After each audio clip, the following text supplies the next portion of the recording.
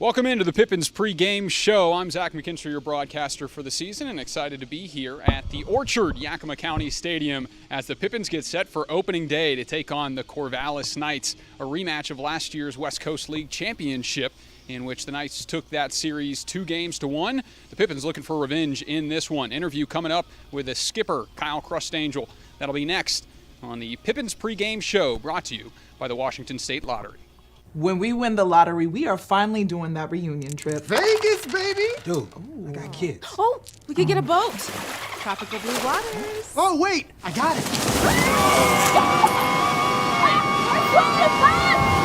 it! Welcome back in on the Pippins pregame show. Here with the head coach, Kyle Crustangel. In for an exciting season. Opening day, always exciting. What are you looking forward to this season? Yeah, I'm excited for the new crop of guys. Obviously, a little bit to build on off last year's success. Fell just short in Game 3 of the championship. So looking to bring not just a first or second half championship back home, but also to hoist a trophy. So I'm excited to get this group gelled together, get a culture established, get these guys playing hard, and have these fans giving them lots to cheer about. But more excited for tonight, opening day. I mean, still get butterflies, even though I've been in this league and coaching for a while. There's just nothing better than some opening day baseball and to get underway. Yeah, and you've taken on an opening day series against the Corvallis Knights, who was that championship series last year. What does that mean to get to open up against them and try and get some revenge? Yeah, I mean, obviously looking for some revenge, but, two new clubs, whole new year. For us, it's a lot of focus just on us. It's learning about our personnel, establishing culture, establishing the clubhouse, getting these guys playing baseball the way that I like and our coaching staff wants them to play, which is hard, playing the game the right way. So it's more of that aspect. I've always kind of been a coach that it doesn't really matter who we're playing. If we take care of ourselves and play our brand of baseball, it's truly just it's a different venue every 3 days. It's a different colored jersey in the other dugouts, and that needs to be our focus, is not looking at the team that we're playing or how their record is. Everyone in this league is good enough to beat anyone any given day. So we got to take care of our own brand, and really that starts tonight with kind of building our brand. So for me, it's a team over there in the other team's dugout, but for us, it's a chance to start developing and starting a winning tradition for the summer. Yeah, and you got a new coaching staff as well, Johnny Graham joining the team. So how excited are you for him, and what can he bring to the Pippins this year? I'm thrilled about Coach Graham. He's a baseball guy through and through. It's in his blood. Been very successful. He's been a head coach for virtually his whole career. So to have someone that has head coaching experience as an assistant coach is absolutely fantastic. He's going to bring a great motivation. He's going to bring a daily grind that'll be felt amongst the guys. The guy's a workhorse. He's going to pour his heart and soul into base running, into defense, and virtually all areas of the game. But I think the guys are really going to enjoy how much he loves baseball, how much he knows about baseball, but at the same time how competitive he is. Me and him are two ultra competitors. If the scoreboard's on, lights are on, we expect to win and want to win, whether it's summer ball, school ball, whatever it is that we're coaching. So I hope that the competitiveness will be felt amongst the guys from the coaching staff. Yeah, and part of the opening day series is you got a lot of guys still at school wrapping up their seasons, and you have some guys on shorter contracts looking to prove themselves. So how excited are you for those guys, and what contracts and those players can we look for? Yeah, the West Coast League is always interesting the first week or two. Both teams, ours and theirs, are very short-staffed. We're probably missing, 2/3 of our regular guys, but that's the norm. So for us, we did a really good job last year bringing in the right temporary guys, just like I feel like we have this year. We also got the most out of our regulars because some guys are going to be asked to play several nights in a row until you kind of get some fresh legs and fresh arms in there. But I think it's great. These guys are all hungry and want to play. Good crowd tonight, so it's opportunities for these guys to log a lot of ABs and a lot of innings on the mound early, get their feet wet. But no, I think you said it right. The temp guys are here to prove themselves, to either stick in on the club for the rest of the summer, find a different club, and also just prove that they're capable of being here. But I don't view them as full guys, temp guys, half day. They're all baseball players. They're all Pippins. They're all wearing the same jersey. But you're right. There are some guys that have a lot to prove, and all these guys are trying to use this summer to develop. And whether it's get their name called here in the draft here in a little while, or it's just going to make their colleges better. All of them kind of playing with an edge and playing with a chip. But it's always fun the first week because it's rolling the dice and seeing what comes up. You don't tonight, haven't seen these guys play in a game, a lot of them, so a chance to kind of start evaluations and seeing. But both clubs and the whole league is in the same boat. It's a bunch of teams that are short and undermanned, but it kind of creates a different style and kind of a fun first week until everyone gets their regular guys in. Yeah, well, thanks, Skip. Excited for first pitch and can't wait for opening day. Yeah, thank you. I appreciate it. And as always, roll Pips. Roll Pips. That wraps up the Pippins pregame show brought to you by the Washington State Lottery.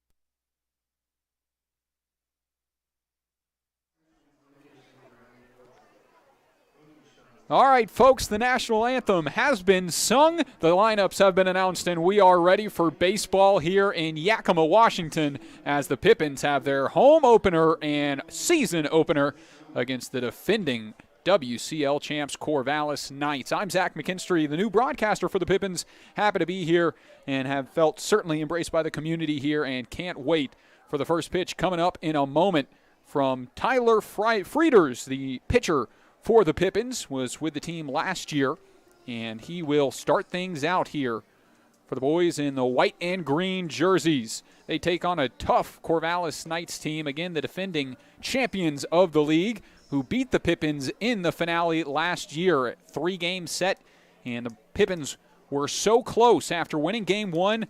It was a 2-1 score. They had the tying and winning run in scoring position late in that game, couldn't score them, lost game 2, and ultimately lost game 3. So you can be sure the Pippins looking for revenge in this series and in this season. And talking with head coach Kyle Crustangel before the game, he certainly made that clear that the Pippins wanted to use that experience they got last year and take it all the way this year. Have never won a WCL championship, have won the division title a few times, but they're going to try and strive for that this year as it all starts with the first pitch here momentarily. If you missed the starting lineups, we'll go through them again brought to you by Banner Bank. The starting lineup for the Pippins, defensively, it's Shane Simpson in left field, Owen McWilliam in center, and Jake Borst in right. Third base is Beck McGuire, Spencer Marinko at short, Spencer Shipman at second, Liam McCallum at first, Sam Olson behind the plate, and Tyler Frieders on the mound for Yakima Valley. Coming up to the plate is the leadoff hitter for Corvallis. That's Jonah Advincula, the center fielder. He'll be followed by Spencer Scott. Batting third is Ethan Lovelace. Cleanup hitter is James Anderson for the Knights. Mason Lay will play second base and bat fifth. Kyle Parkman, the left fielder, follows him. Titus Demetru, the TH, will bat seventh. Tyler Quinn, the catcher, bats eighth. And rounding out the order is Jeremy Sangalang, the third baseman for Corvallis. First pitch is in there, misses for ball one. And we are officially underway here in the 2022 campaign. This is the 8th season for the Pippins, as that one will just miss. Since joining the West Coast League in 2014, when they replaced the Yakima Bears of the Northwest League, who relocated and became the Hillsboro Hops. As the 2-0 catches the outside corner and moves the count to 2-1. Since then, the Pippins winning the East Division Championship in 2014, and the South Division Second Half Championship in 2016. And in the last season, the North Division champs. This one grounded out to second, and an easy throw on to first base for Spencer Shipman, who records the first out of the season against the center fielder. It brings up Spencer Scott, the shortstop for the Knights.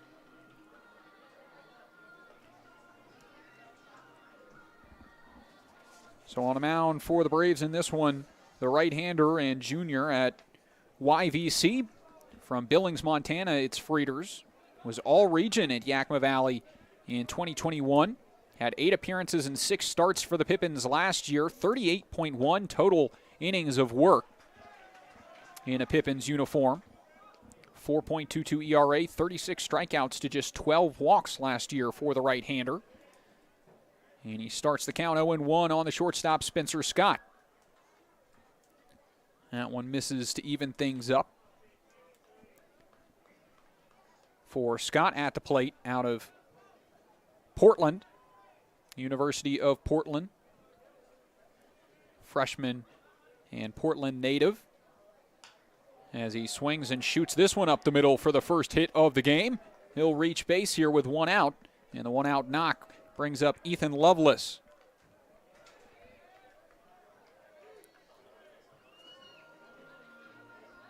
Lovelace, the sophomore from Olympia, Washington, and teammate of Spencer Scott at the University of Portland, will get a turn. Left-handed hitting right fielder in this one. First pitch in for strike one as Frieders starts ahead.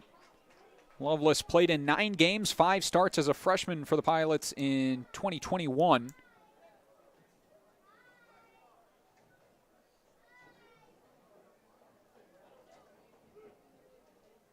Four-year varsity player in high school and 3-time team captain.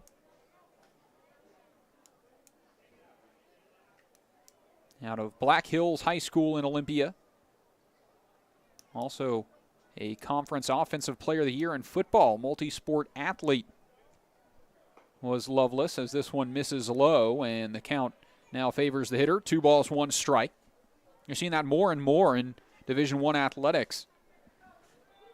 As kids coming out of high school to these D1 schools, and really all stages of the NCAA, being multi-sport athletes in high school, and coaches love to see the different talents and how they can correlate to the baseball diamond. That pitch misses. 3-1 the count now, as Frieders will try and battle back a hitter's count for the left-handed hitting right fielder. Scott leads off of first base, takes off. It's called a strike. The throw, not in time, no slide. I think Spencer Scott thought it was ball 4 and went in standing up. But he's in safely either way, and the count is full, 3-2.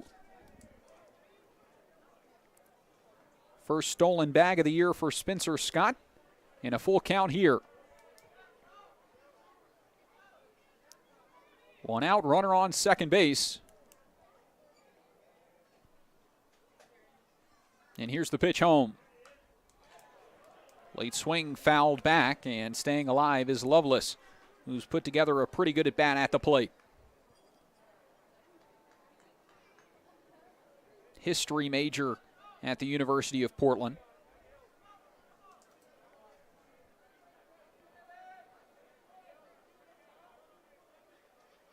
And we'll see another full count pitch. The 3-2. That one slips out of the hands way off the plate, and it is ball 4. So with 1 out, 2 on now for Corvallis. And it will bring the cleanup hitter James Anderson up.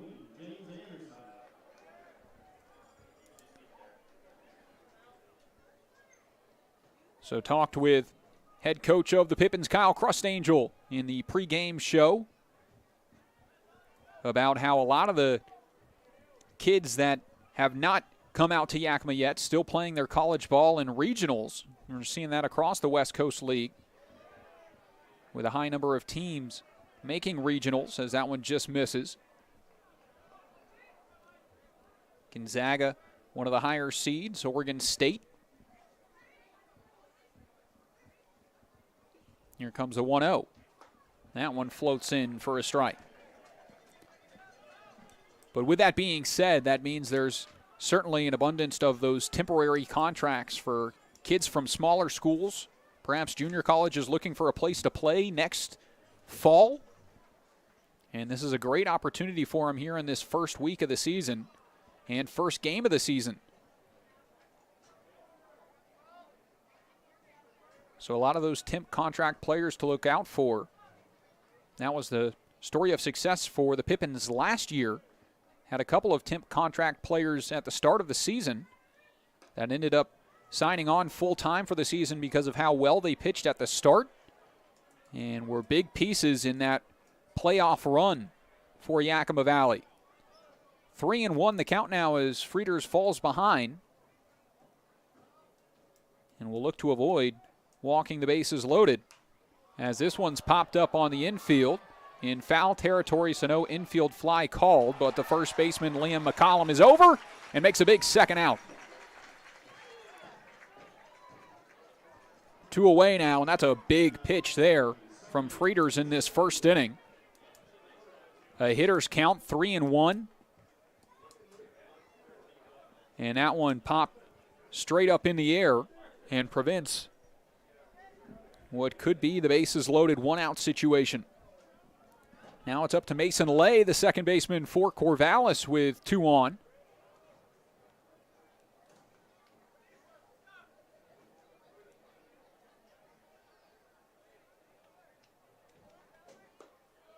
And he'll watch a first pitch strike.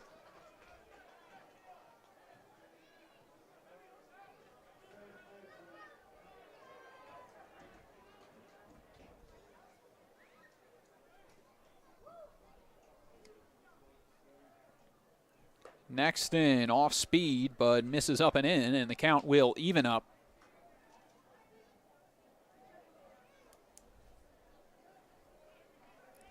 Pippins will have Spencer Marinko, Spencer Shipman, and Sam Olson, the 1-2-3 in the bottom of the first.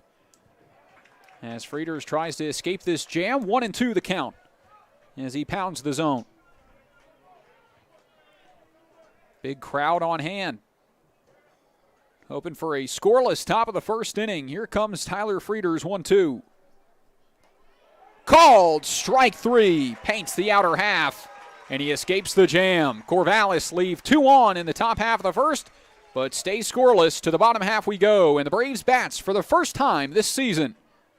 You're listening to Pippins Baseball on Pippins Baseball YouTube. Get started on your new career at Perry Tech. From AAS degrees in business technology and accounting and IT and communication systems to a fast 5-week professional truck driving program, acquire hands-on skills to help you reach your full potential. From financial aid to career services, the staff at Perry Tech are there to help you from start to finish. Take action today by calling Perry Tech 509-453-0374 or visit perrytech.edu.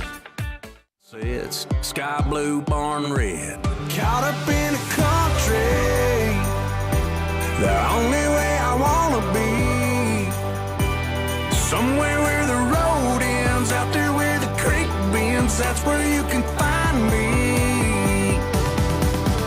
With them fields of gold and cotton rows that never end in the sky. And take it slow, easy road, man, that's life. Out up in the country.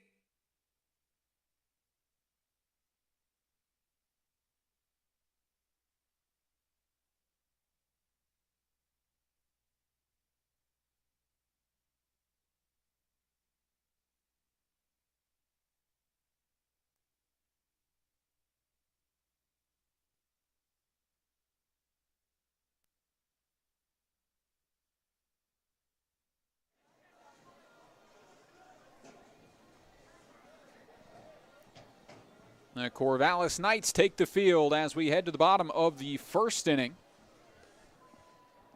The Pippins will come to the plate for the first time this season. Let's go through their lineup as Spencer Marinko leads it off. Out of Yakima Valley College, another former Pippin to return to the roster. Spencer Shipman will bat second. Sam Olson bats third. Shane Simpson out of California Baptist will bat cleanup here in game 1 of the season. Jake Borscht, the right fielder, bats fifth. Liam McCallum will bat sixth. Josh Davis bats seventh. Mac McGuire will bat eighth. And Owen McWilliam rounds out the order for the Pippins. On the mound for the Knights, it's Jesse Barron who gets the call to the mound. His first pitch is in there for strike one. Barron, the right-handed pitcher and junior, playing school at the University of San Francisco. From San Ramon, California.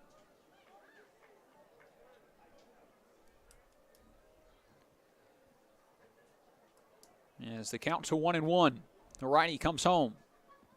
This one right back up the middle. Over is the shortstop, making a nice sliding catch, and the throw is in time.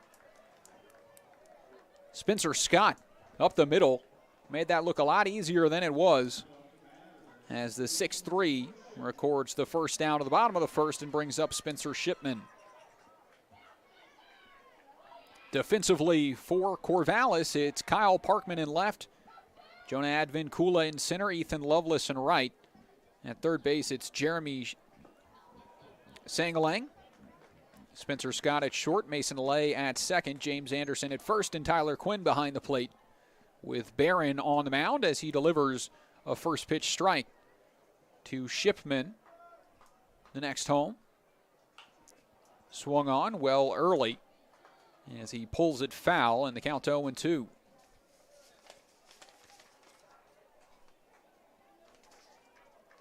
Shipman, another Portland pilot, transferring to Yakima Valley, is out in front of that off speed and goes down on strikes. First strikeout for Barron is out number 2, and a quick 2 outs here in the bottom of the first. That'll bring up Sam Olson, and he'll get a turn at the dish, the redshirt senior from Oregon.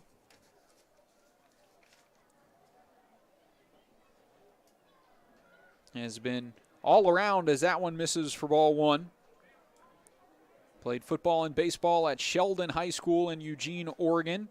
Was the third best catcher out of high school. He shoots this one, a bullet up the middle for the first Pippins hit of the season. Sam Olson, a 2-out single, puts him on base and extends the bottom of the first to Shane Simpson.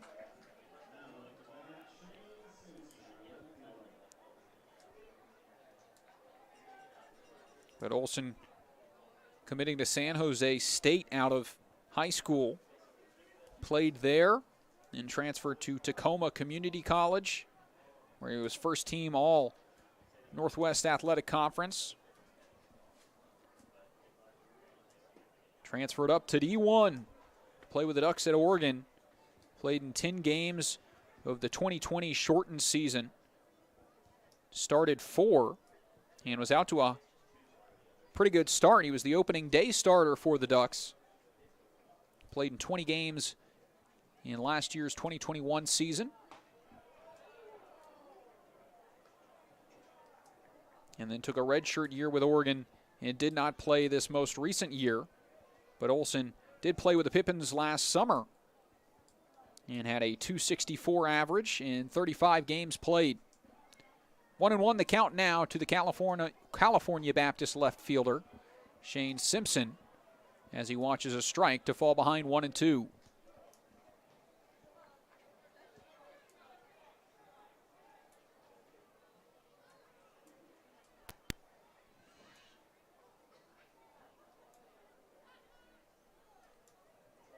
One-two from Barron.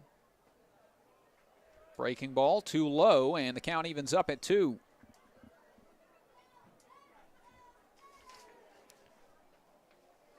Deuces wild to Shane Simpson, sophomore out of Lake Forest, California. Swing and a miss. Second strikeout for Barron will end the first inning. Both teams scoreless as the Pippins leave a runner on first base. We head to the second here on opening weekend at the Orchard. Pippins 0, Knights 0. Stay with us on Pippins Baseball's YouTube. Never been easier at Bi-Mart. In-store or online, we're delivering more value than ever to our members. From direct mailed savings books to digital savings guides to everyone's favorite Lucky Number Tuesday. Plus, we're adding new ways to save with Bi-Mart's Buy It Online, Pick It Up in-store, new web-only items, and the ability to shop Cascade Farm and Outdoor and pick it up at your Bi-Mart store. More value, more products, more ways to save. Bi-Mart members save more time and money every day.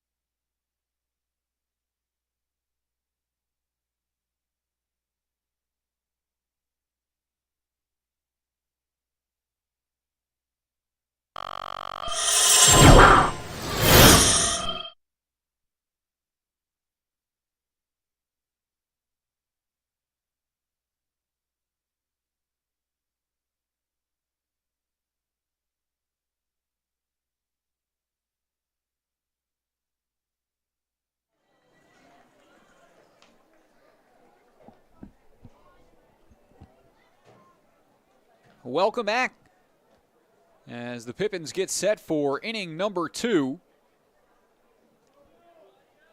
And they will face the 6, 7, 8 in the order, starting with the left fielder Kyle Parkman, who will get things going after the scoreless first inning. Including the playoffs last year, the Pippins were 3-6 against the Knights. Head-to-head, Corvallis leads the all-time matchup 30-17. As the first pitch swinging, this one shot out into right center field, and it will drop in. Busting it out of the box was Parkman. But a weird step around the first base bag, and he pulls up with a leadoff single. Second hit of the game for the Knights, and the leadoff runner on as Titus Dumitru will hit and get his first at bat with the Knights this year.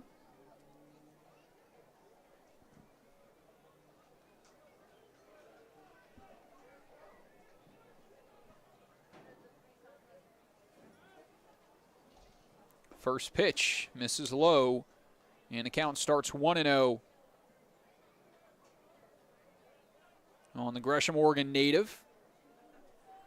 Plays at Lynn Benton Community College in the Northwest Athletic Conference, which knows the West Coast League well. Tons of players from the NWAC all around the West Coast League, including the head coach for the Pippins, also the head coach at Yakima Valley Community College.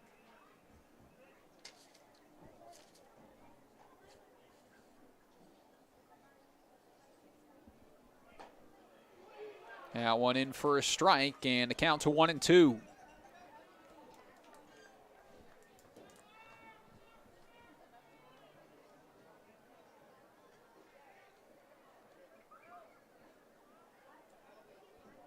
Parkman takes his lead off of first. The 1-2 home. Called strike 3. Gets the outside corner, and it's the second looking strikeout for Frieder so far. One away here in the top of the second.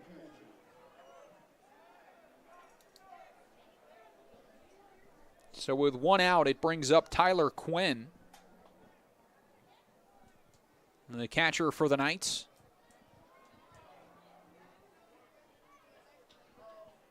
First pitch here cuts too far outside on the right-handed hitter, and the count to 1-0.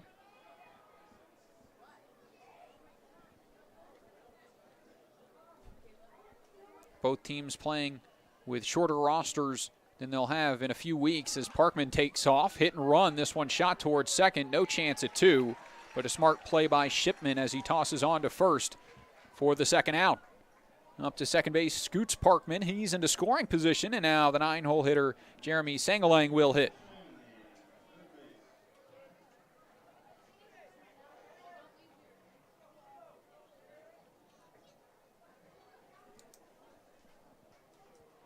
But of both teams' official rosters, there are combined 55 Division I players between these two sides. As that one crosses the plate for a strike. This is the second time these two teams have met on opening day. They did the same thing last year. Back-to-back years, the Pippins have faced the Knights to open up the season. 0-1, fastball swung on and missed, and that's a strike. Fastball at 86 miles an hour out of the hand of the righty.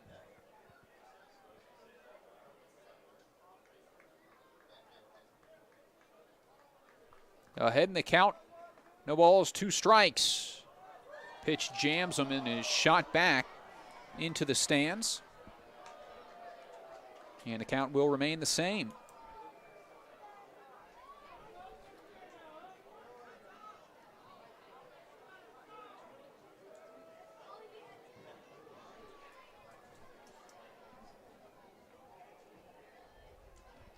Frieder's in the driver's seat, 0-2. Bounces in the opposite batter's box, and a nice block behind the plate by Olsen keeps Parkman at bay. They count to 1-2. Only 7 bench players for the Pippins here in Game 1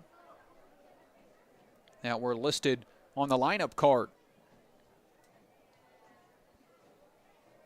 So they're hoping to use the most out of their starter here today. 1-2 the count. Pitch home.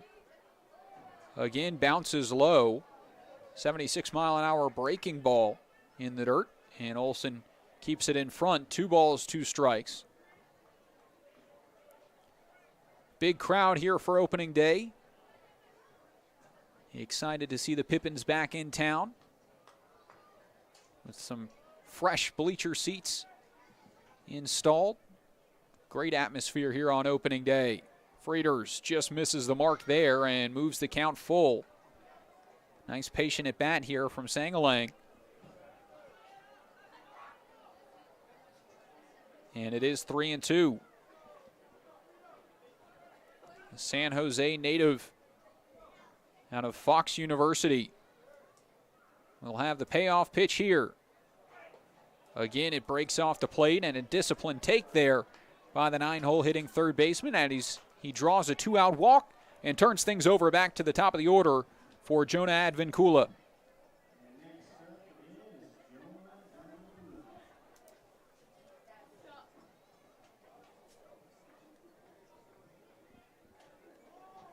This is going to be our speed goal.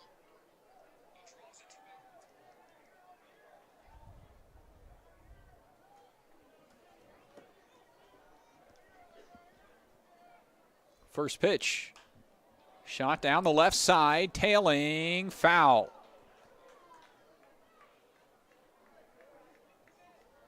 Advincula couldn't keep it fair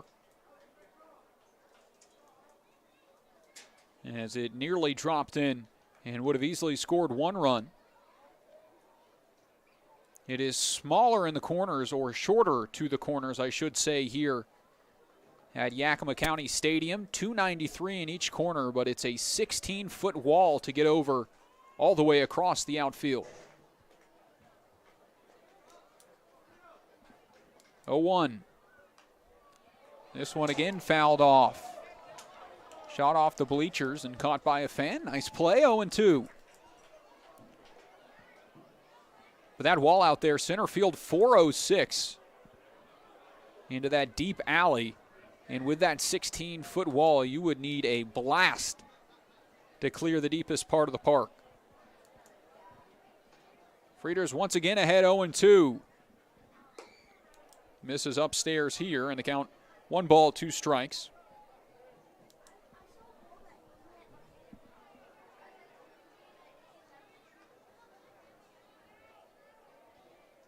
Last year as a team, the Knights batting .264 throughout the course of the season.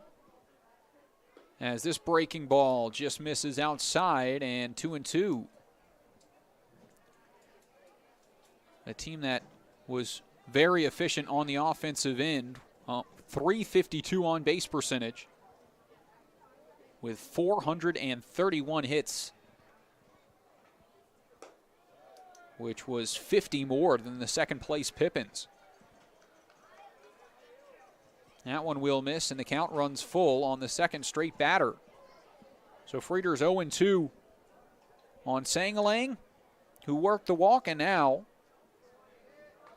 0-2 to 3-2 on the top of the order in Advincula. Once again misses the mark, and back-to-back 2-out walks, loads the bases. And a chance for Spencer Scott here as he'll attempt to drive home the game's first run. Beforehand, Sam Olson's going to come out and have a chat with the starter.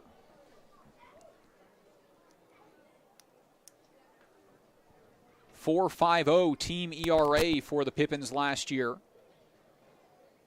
A pretty solid mark throughout the course of the 60-plus game season. 403 team strikeouts to only 219 team walks.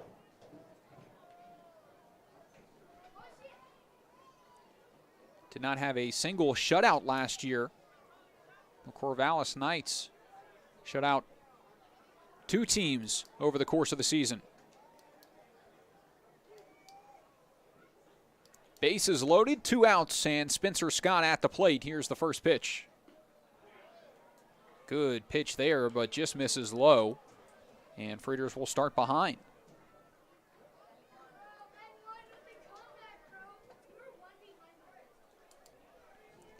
Scott had the first hit of the game in the first inning. Singled up the middle and then stole second base. And he'll take strike 1 right here as the count evens up at 1.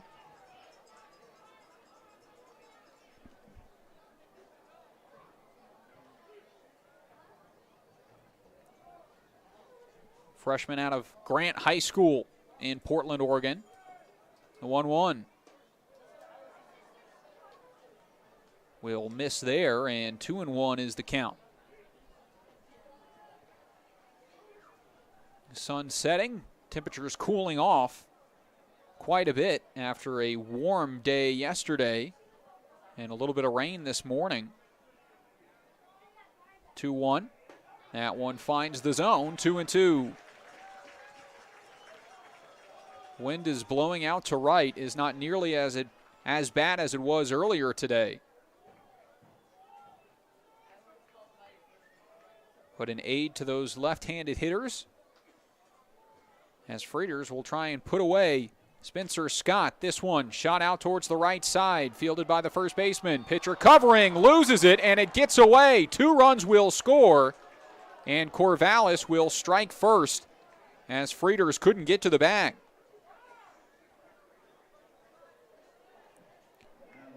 Liam McCollum was playing well off the first base bag.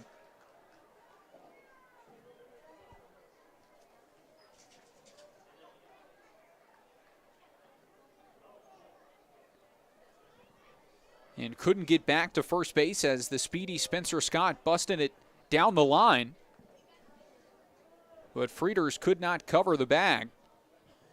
And the throw over couldn't reel in the ball. 2-run score.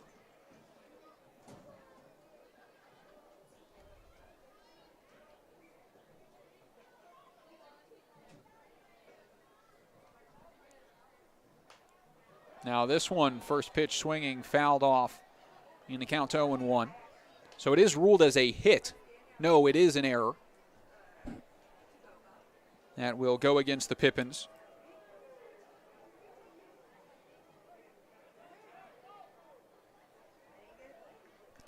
Up to third base is Advincula, and Parkman and Sangalang came around to score as the count 0-2.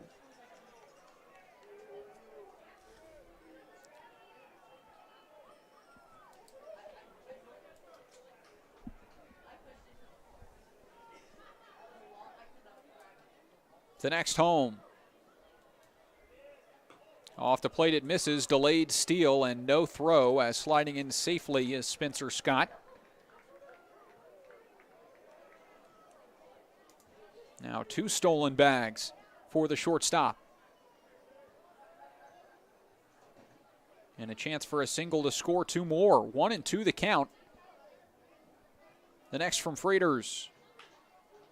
Grounded up the middle, over is the shortstop. Throw just in time, and they got him. Nice play by Spencer Marenko at short to save a run and end the top of the second. Corvallis strikes first with 2 two-out runs on the error. It's 2-0 as we head to the bottom half of the second inning.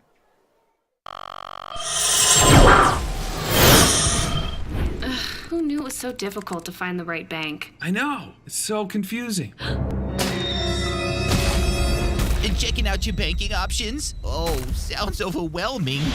The cloud of uncertainty. Enough! With Banner Bank, it's easy to manage your finances, and help is here when you need it. Be gone, Cloud!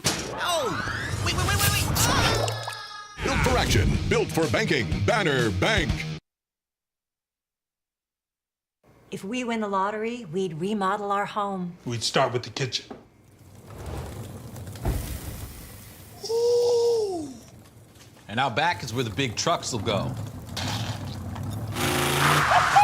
Wow! Ben, you don't even live here anymore? Hey, don't forget about Grandma. Okay, family meeting. Come on. Welcome to the Ice Dome.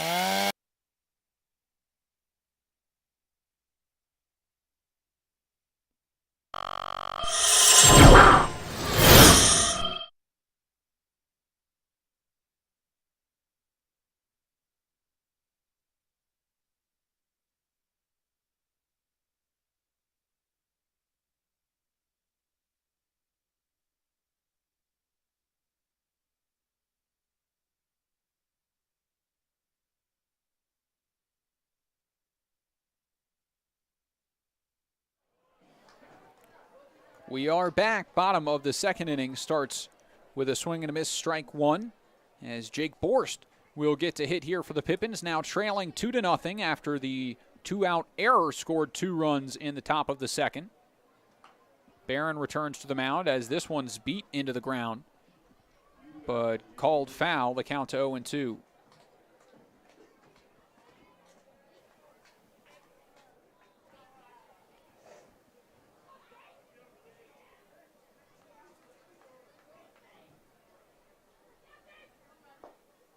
That one just misses from Barron. 1 ball, 2 strikes to Jake Borst. Junior at Cal State San Bernardino from Imperial Beach, California. Another junior college product out of Southwestern College will take strike 3 here as a beautiful breaking ball cuts into the zone. And that strikeout is out number 1.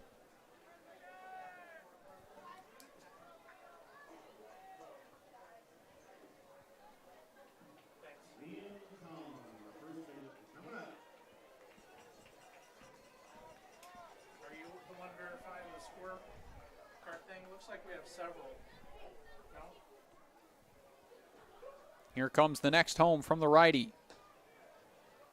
That one in there for a strike. Liam McCollum, the first baseman.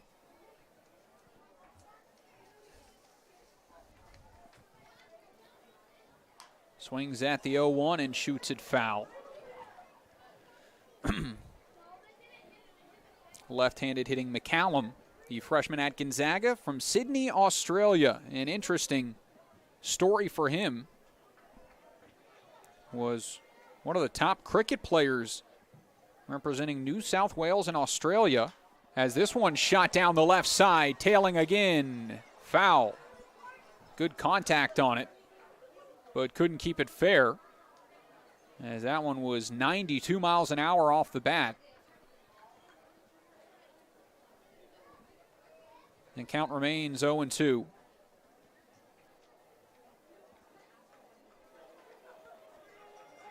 He's one of the top 10 run scorers in Oak Hills League in cricket. And McCallum also was a big part of the Australian football teams in New South Wales. 0-2 in the dirt, taken, and the count to 1 ball, 2 strikes. Two-way player, a left-handed pitcher at Gonzaga. Through 1 inning this year, had 1 strikeout, no runs in 2 appearances, 1 on the road against BYU and 1 at home against Washington State. Here's the 1-2. That one low and away at 89 miles an hour, 2-2.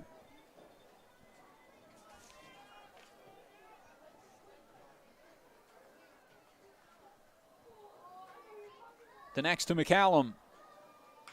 This one to the right side. Over is the second baseman, Lay. He boots it, and safe at first base is Liam McCallum.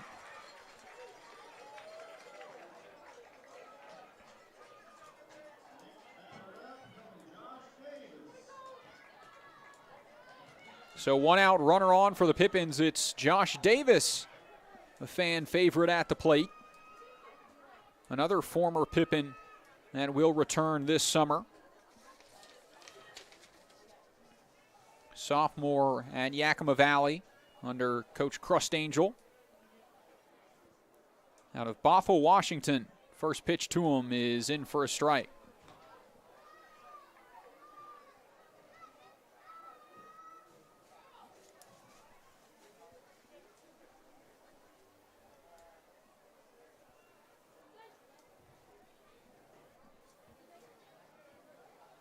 Pickoff move and diving back in safely is McCallum, who they ruled a single on that one to the right side.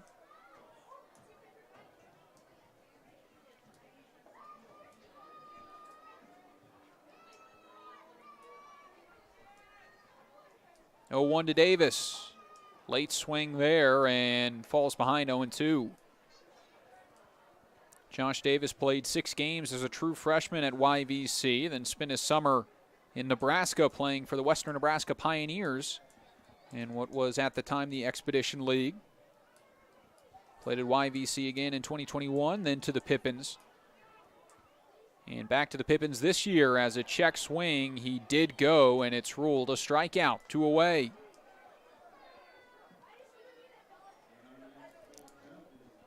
Nice breaking pitch there, fooled Davis, and he'll go down on strikes for the second out of the bottom of the second. That's 4 strikeouts now for Jesse Barron, and with 2 away, the runner on first base for Beck McGuire. As the third baseman gets his first at bat as a Pippin. Swings and fouls the first one back, 0-1. McGuire from Boise, Idaho.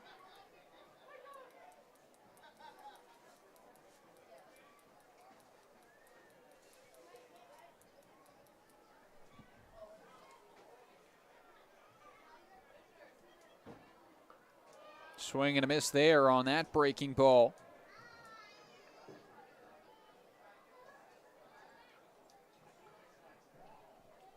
Cut 19 inches across the zone on that slider, 0-2.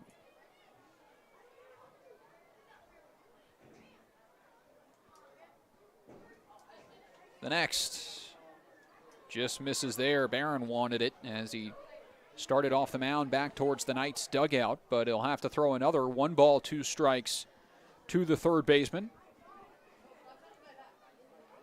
as McCallum leads off of first.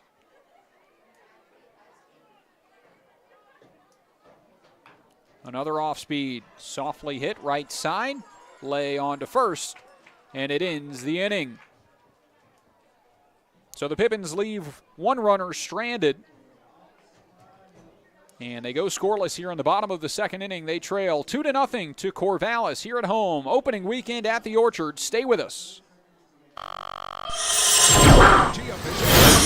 Install high-efficiency natural gas equipment, and you can be just like Cascade's most energy-efficient player of the game. Match his ERA of $710. Put some runs on the board by upgrading your furnace, improving your home's insulation, and switching to a condensing tankless water heater. Cascade's bench is deep with both residential and commercial incentives. Check them out at our website or give us a call and be an energy efficiency player of the game. What's worse than standing in line at concessions? Now you can satisfy your appetite while remaining in your seat. With the mobile app Fan Food, you simply select Express Pickup and order your food. It is that simple. You deserve a VIP experience. Download Fan Food today.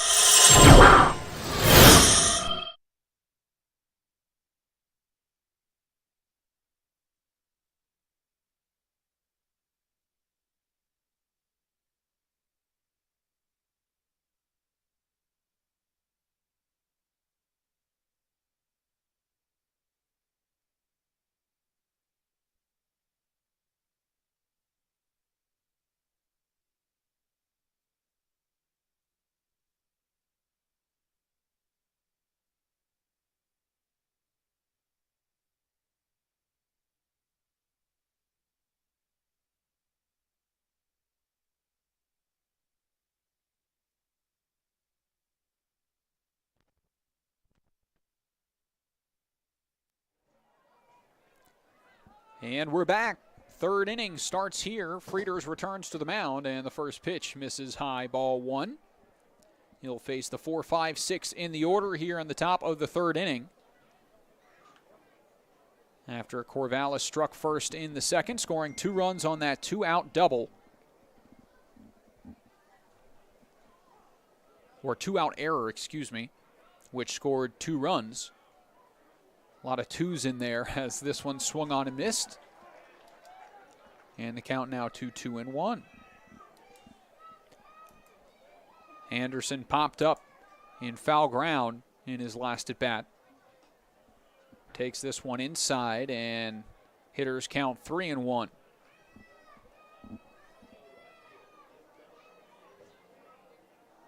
Anderson, a sophomore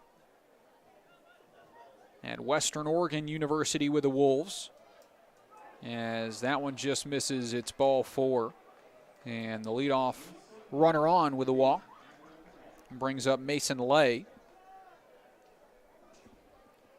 But Anderson from Corvallis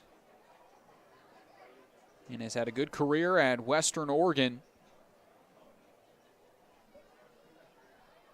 as he tries to keep that momentum going. With the Knights, that one bounces in the opposite batter's box, 1-0 to Mason Lay. Second baseman struck out looking to end the top of the first.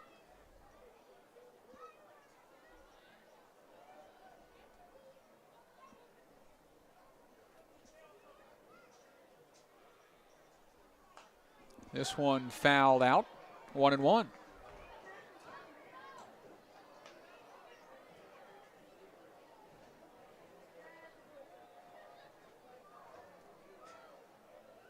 Lay playing for Cal State Northridge. Junior there from Culver City, California.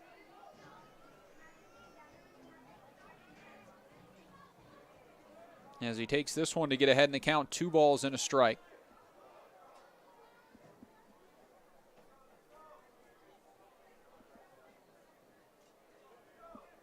Was named to the Big West All-Academic team as a sophomore, making 26 starts in the 2021 season. Watches strike 2 there, and the count evens up. Anderson on first base. Corvallis has been aggressive on the base paths here early on. A pair of stolen bags thus far.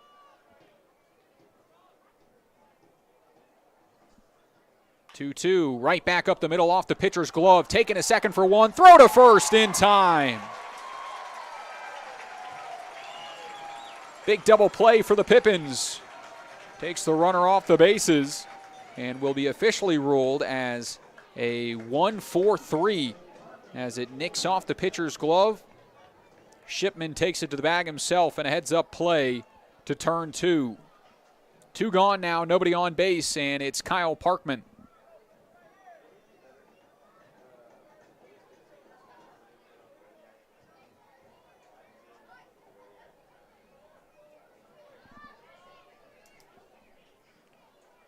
Parkman singled to lead off the second and then came around to score the first run of the game.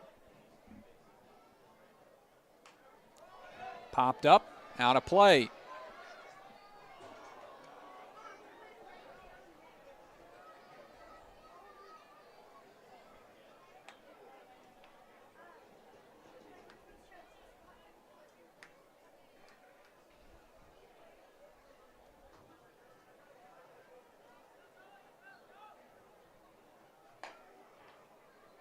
Takes that one to even the count at 1-1. Kyle Parkman out of Lower Columbia College in the Northwest Athletic Conference.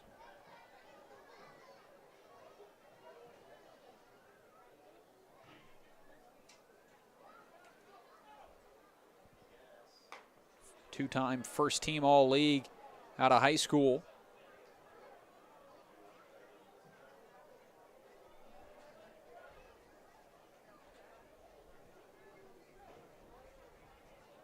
At Central Valley High School in Spokane. 2-1. No dice, misses upstairs. 3-1 the count.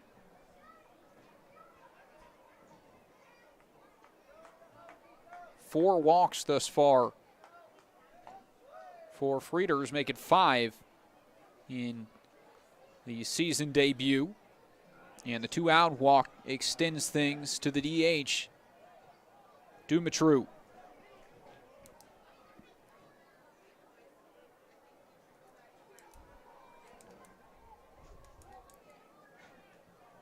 Titus Dumitru struck out looking as the first out in the second. In his only other at-bat, runner takes off here, but the pitch swung on and skied foul out to the right side, 0-1.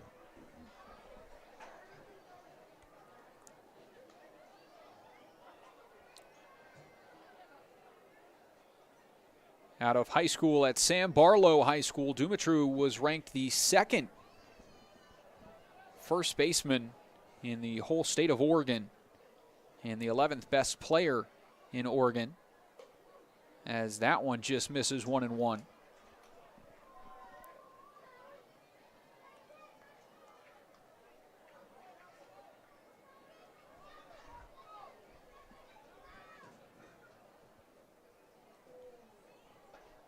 The next. This one swung on off the end of the bat towards second again. Busy day for Shipman as he tosses on to first and ends the top of the third. Corvallis goes scoreless after a fine double play. It's the Pippins trying to get those runs back when we head to the bottom half. Coming up next on Pippins Baseball's YouTube. Started on your new career at Perry Tech. From AAS degrees in business technology and accounting and IT and communication systems to a fast 5-week professional truck driving program, acquire hands-on skills to help you reach your full potential. From financial aid to career services, the staff at Perry Tech are there to help you from start to finish. Take action today by calling Perry Tech 509-453-0374 or visit perrytech.edu. It's sky blue, barn red. Caught up in a country, the only way I wanna be. Somewhere where the road ends, out there where the creek bends, that's where you can find me. Within fields of gold and cotton rows that never end in the sky. And take it slow, easy road, man, it's life. Caught up in a country.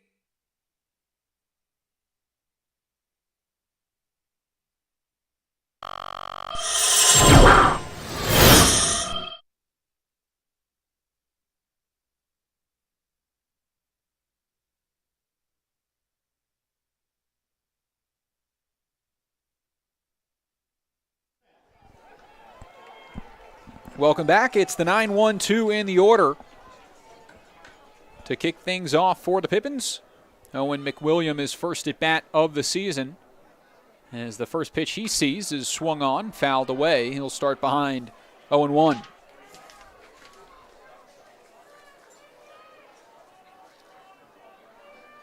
McWilliam, the freshman out of the University of the Pacific, Bainbridge Island, Washington, and was the number 9 ranked outfielder in Washington out of Bainbridge High School. Started in 2 games this season for the Tigers. Still searching for his first collegiate hit, and he gets a hit here as that one shot out into right field. And McWilliam leads things off here in the bottom of the third with an opposite field single.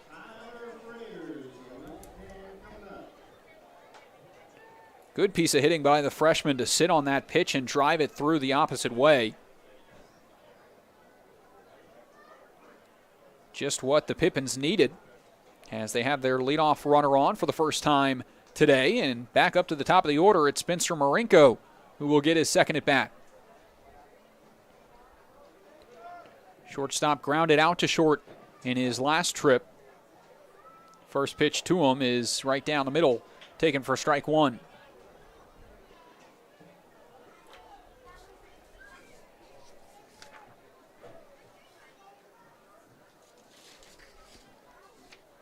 Marinko out of Mount Si High School.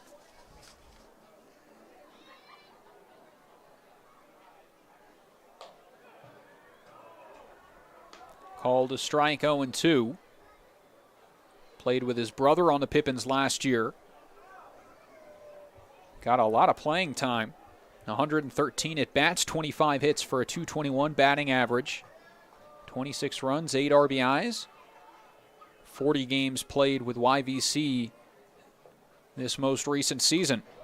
Jam shot, foul ball, a bullet above the Corvallis dugout.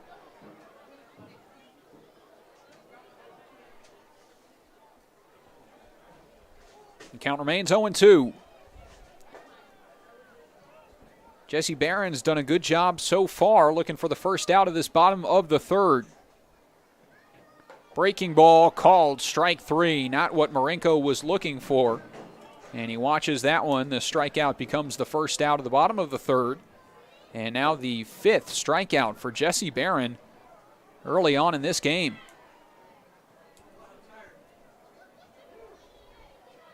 Two looking strikeouts and 3 swinging,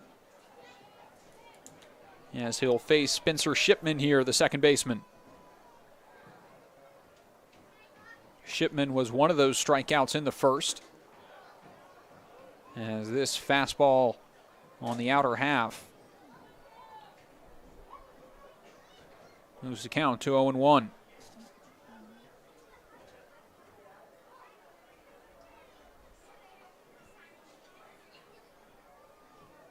Swing and a miss here, and that's now 0-2 as Barron has regrouped nicely after the leadoff single.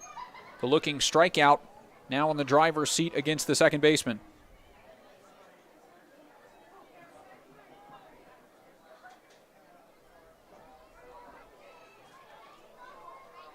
Oh-2. Another off speed way out in front, and back-to-back Ks for Barron. 2 away now in the bottom of the third. It's Sam Olson.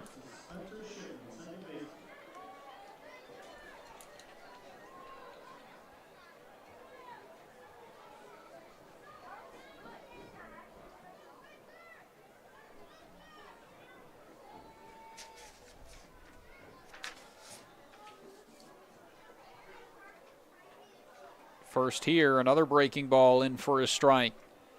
And good command of that pitch tonight for Jesse Barron.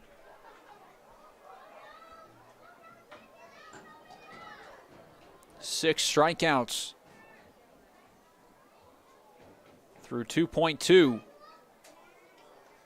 Same pitch here, just missing low, and the count 2-1-1. So today's the first official day where all 16 teams in the West Coast League are playing. official opening day. The 1-1. This one, rocket right out to center field, sends Advincula a couple steps back, but good positioning as he reels it in. And a 100 exit velo for Sam Olson is just a hard hit out. Wraps up the third inning as the Pippins go scoreless once again. They trail 2-0 as we head to the fourth here at the Orchard. Saving has never been easier at Bi-Mart. In-store or online, we're delivering more value than ever to our members. From direct mailed savings books to digital savings guides to everyone's favorite Lucky Number Tuesday. Plus, we're adding new ways to save with Bi-Mart's Buy It Online, Pick It Up in-store, new web-only items, and the ability to shop Cascade Farm and Outdoor and pick it up at your Bi-Mart store. More value, more products, more ways to save. Bi-Mart members save more time and money every day.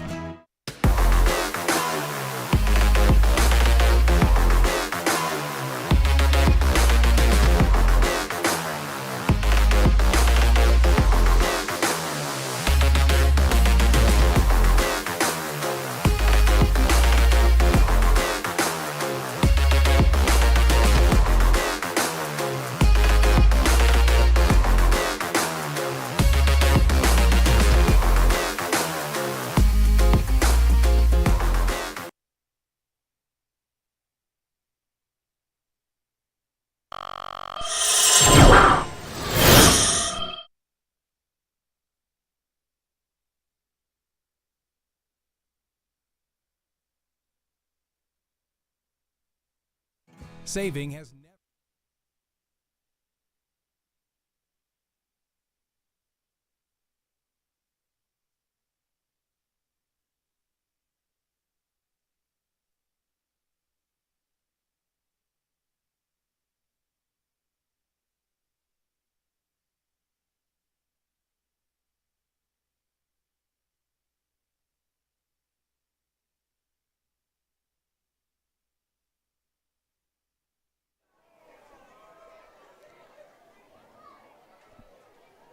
Welcome back. Top of the fourth inning. It is the 8-9-1 in the order for Corvallis as they hit here with a 2-0 lead. Pippins return to the field. As the righty comes set and comes home. This one shot to the left side, fielded on the backhand, in the hole, long throw. It is not in time. That was a tough play for Marinko. A long throw to make from that hole on the left side of the infield. And a close play at first base nearly got Tyler Quinn, but he beat it out for an infield single to lead off the top of the fourth.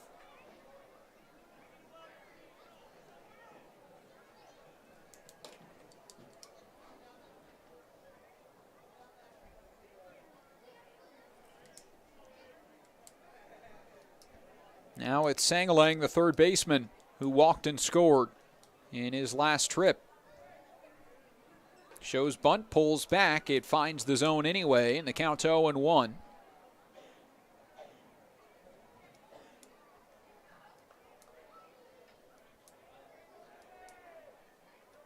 As good as Barron has been dotting up the zone, there's been moments of inaccuracy from Frieder so far.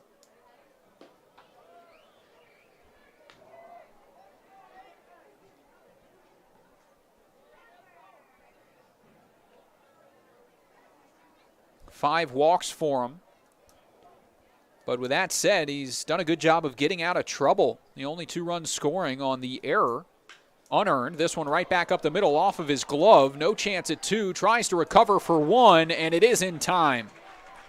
Nice composure on the hill after taking that one off the glove.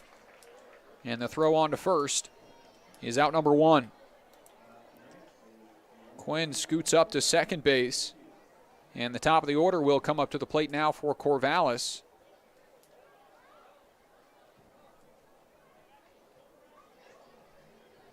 Now Frieders will take a stroll around the mountain before returning to the rubber with 1 out.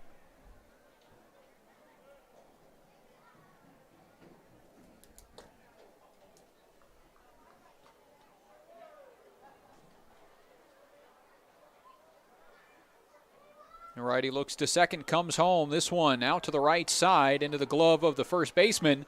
Covering again. It's a close play at first, but the out is made.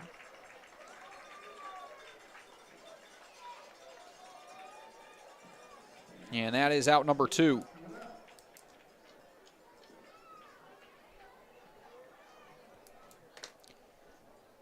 Advincula now 0 for 2 on the day. And it brings up Spencer Scott, who has singled and reached on that error which scored the first 2 runs. Stole a base both times he reached.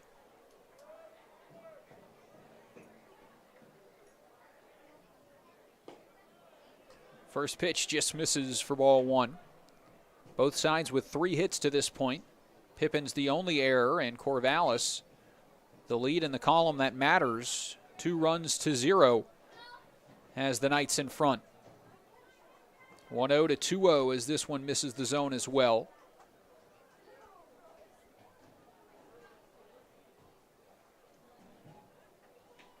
Quinn standing 90 feet from the plate at third. The 2-0. Good spot there, in there for a strike.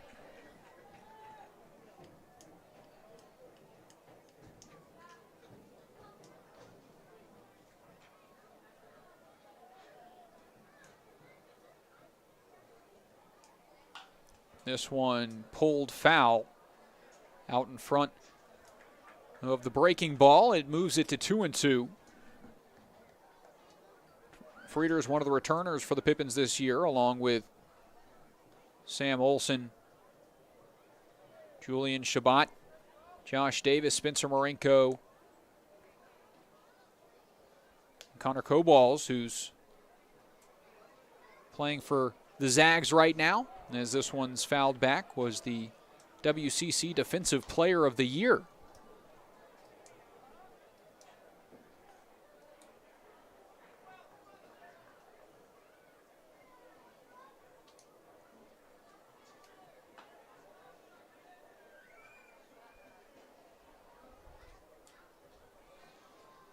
Two. Blade swing, fouled away.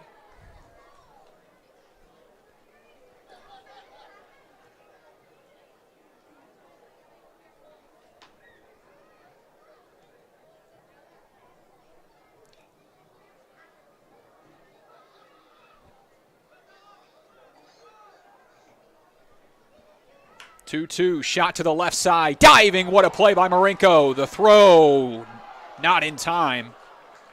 And nearly a run-saving highlight grab by the shortstop. But once again, beating it out is Spencer Scott, and he will have the RBI to make it 3-0.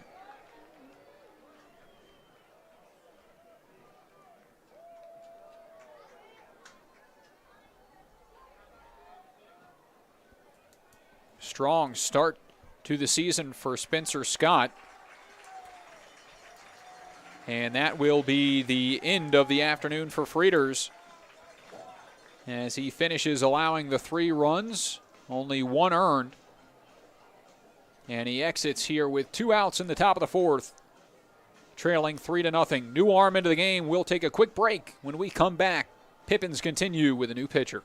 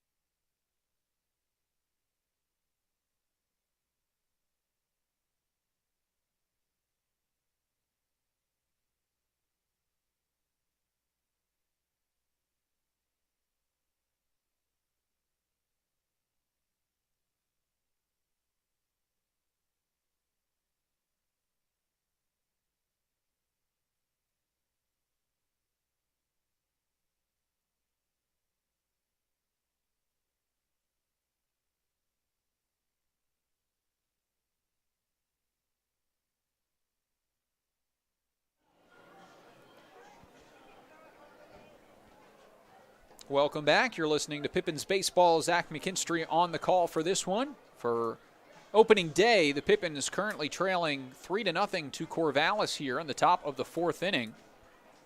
And the Knights have officially chased the starter as Riley Whalen will take over, the sophomore out of Whitworth. And Spokane, Washington, he'll have a turn on the mound. A 3/4 arm slot delivery for the righty, as he tries to hone in on these warm-ups before pitching with 2 outs to the 3-hole hitter Ethan Lovelace.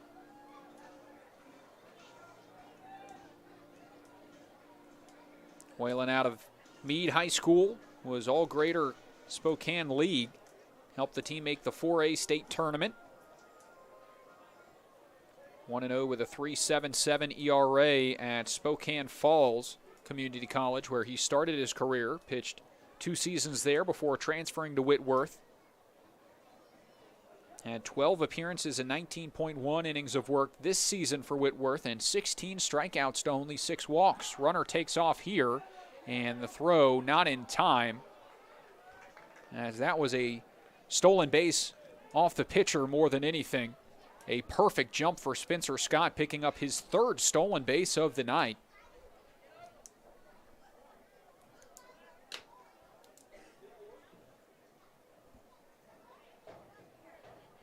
Moves into scoring position as Whalen brings the next home. 2-0 the count now to Lovelace, right fielder who has walked and grounded out to short. Elsewhere around the league, Kamloops North Paws and the Port Angeles lefties scoreless. Walla Walla Sweets trail the Ridgefield Raptors 8-0 as that one crosses the plate for a strike. The Portland Pickles and Bellingham Bells are postponed. That will be played as part of a doubleheader tomorrow.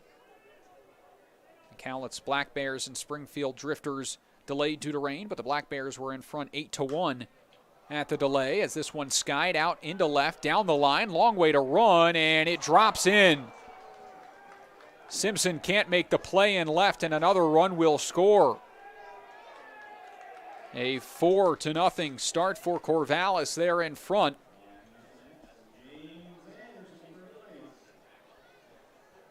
As the double brings home the run, 5th hit for Corvallis, and standing on second base is Lovelace to give James Anderson another turn.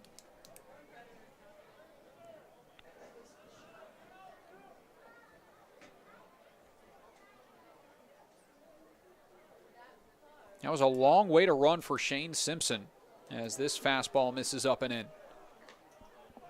Playing well off the line, and that one high and right down the line. Simpson couldn't get underneath it, laid out, and watched it bounce to the right of him. 1-1 the count as that one swung on and missed. Anderson has a pop-up and a walk.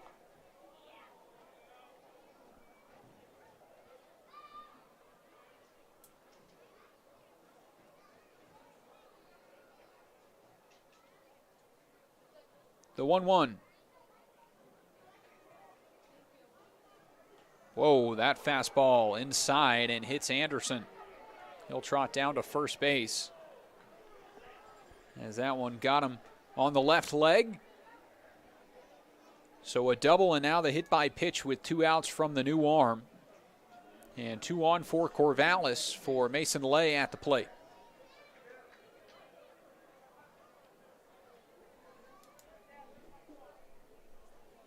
The second baseman struck out looking and grounded into the double play for the first 2 outs of the 3rd. Here's the first pitch he sees from Whalen as the runner takes off for 3rd. Throw down and not in time. Another stolen bag. Up to second base goes Anderson. Breaks up the force. And now 2 in scoring position as Corvallis continuing to take advantage on the base paths. The next from Whalen. That one misses. 2-0.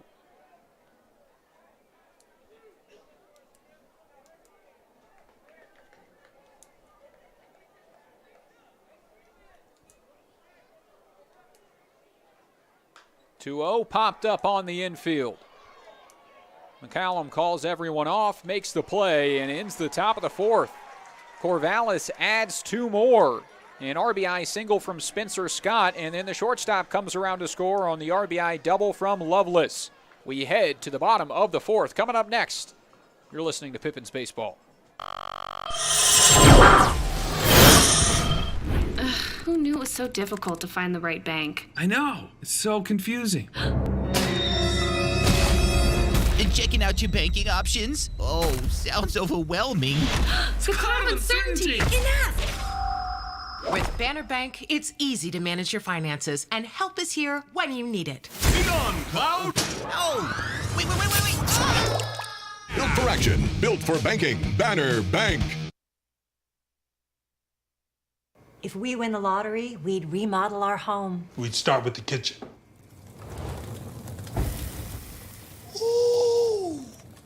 And out back is where the big trucks will go.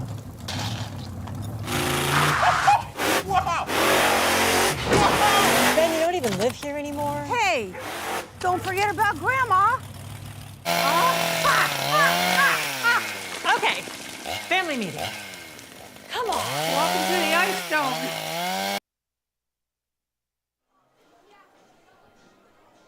Barron returns to the mound here as he'll face the Pippins once again in this bottom of the fourth inning, pitching with a 4-run lead. Never been easier at Bi-Mart. In-store or online, we're delivering more value than ever to our members. From direct mailed savings books to digital savings guides to everyone's favorite lucky. And he has a leadoff single to open up the bottom of the fourth.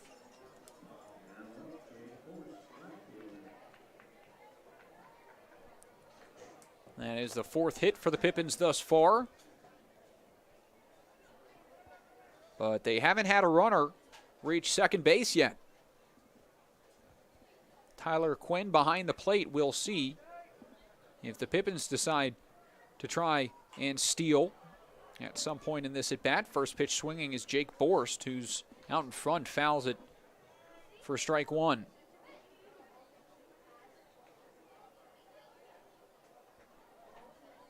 Borst struck out looking in his last at-bat, second time around against Barron. The 0-1. Nice breaking ball in there for strike 2. And Barron finds himself ahead.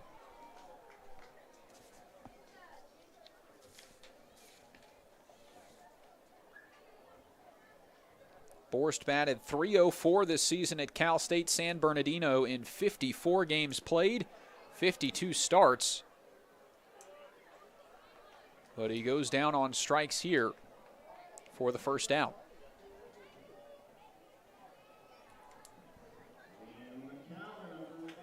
Seventh strikeout of the day for Jesse Barron. It brings up Liam McCallum, the first baseman who singled in his only at-bat this afternoon. Pippins had their first official team practice yesterday with players coming in late, getting sorted at their host families.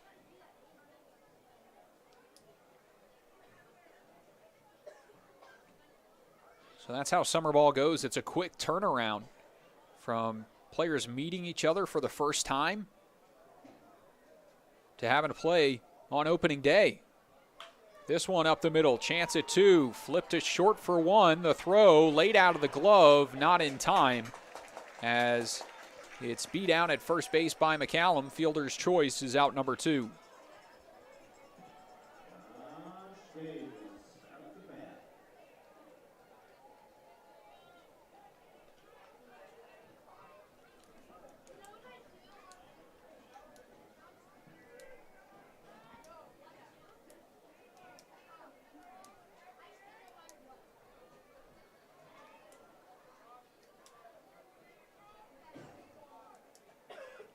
Pitch to Josh Davis now is swung on, popped up. Shortstop going out, calls everybody off and makes the catch on the fly for the final out. Once again, the Pippins leave a runner stranded and they trail 4-0 as we head to the 5th inning here at the Orchard. Stay with us as you listen to Pippins Baseball. never been easier at Bimart. In-store or online, we're delivering more value than ever to our members. From direct mailed savings books to digital savings guides to everyone's favorite Lucky Number Tuesday. Plus, we're adding new ways to save with Bimart's Buy It Online, Pick It Up in Store, new web-only items, and the ability to shop Cascade Farm and Outdoor and pick it up at your Bimart store. More value, more products, more ways to save.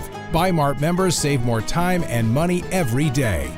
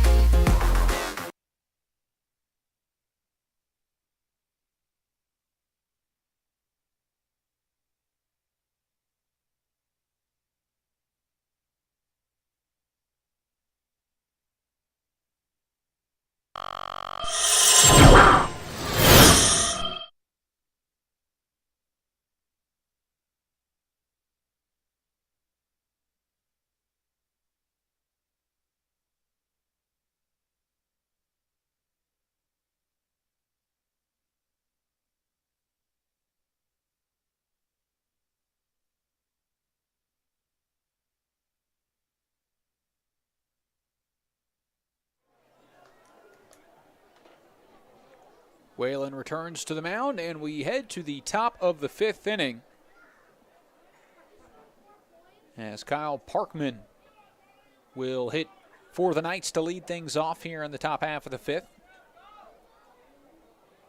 Frieder's day ends with 3.2 innings of work, allowing 4 hits, 4 runs, 2 of them earned, 5 walks to 2 strikeouts in his debut.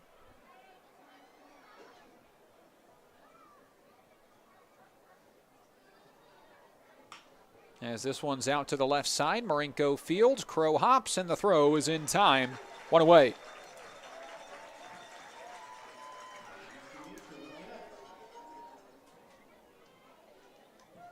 So 3 games set against Corvallis here at home. Game 2 of the series tomorrow at 7:05, and then the finale at 6:05 on Sunday. After that, the Braves stay at home. They'll take on Walla Walla and the Sweets, who trail in their opening matchup of the season. Nice breaking pitch here in there for strike 1.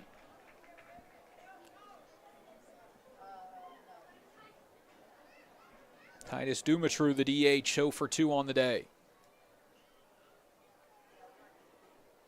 The 0-1. Same pitch, just a little bit lower. No call, 1-1.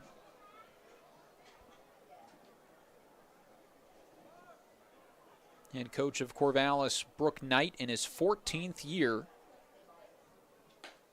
as that one is a called strike.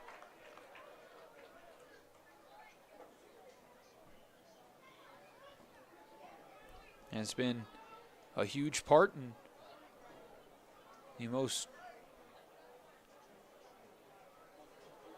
successful team in the West Coast League. This one runs inside and gets a piece of Dumitru, and he'll trot to first base after the second hit by pitch for Riley Whalen.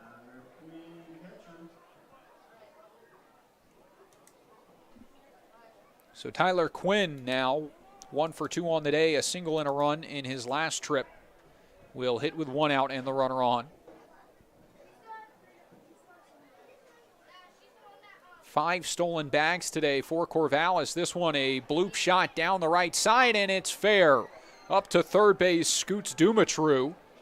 Throw cut off at second, and it is a 1-out single to put runners on the corners now for Corvallis.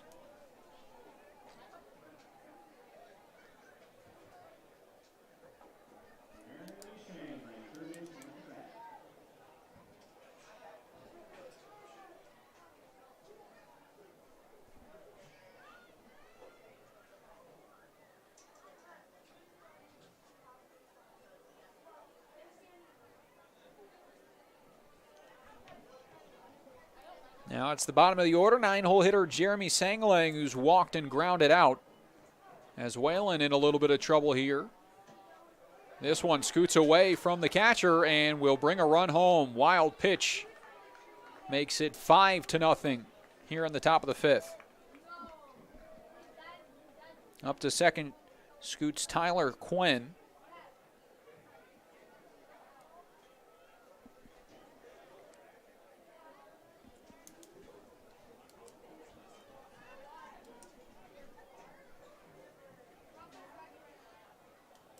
As Whalen tries to recompose himself on the mound. 1-0. That one scoots away. Back-to-back wild pitches from the righty. Quinn from first to third base now with 1 out.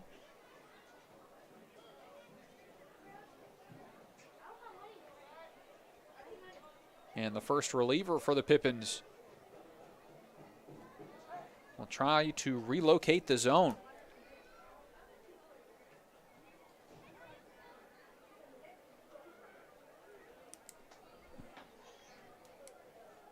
That's now 2 hit by pitches and 2 wild pitches for Riley Whalen. Finds the zone there, catches the bottom half for a strike. 2-1 the count.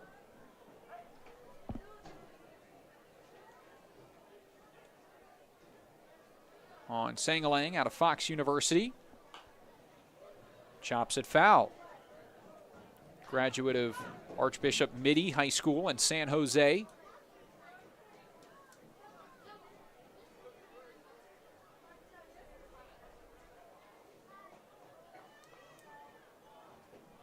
Two and two the count. Time called before the pitch. As one of the Pippins warming up in the bullpen lost control and the ball went out onto the field. So they will start again. Home plate umpire Chris Castro tonight and Isaac McAllister, the field umpire. 2 balls, 2 strikes for the righty Whalen. Here's the pitch home. Right back up the middle. Run will score. Marinko throw goes high and off the railing of the dugout. Another error by the Pippins brings home the run. Reaching is Sangalang. He'll get the RBI as the run would have scored regardless with only 1 out. And it brings Jonah Advincula up in the top of the order now, 6-0 Corvallis.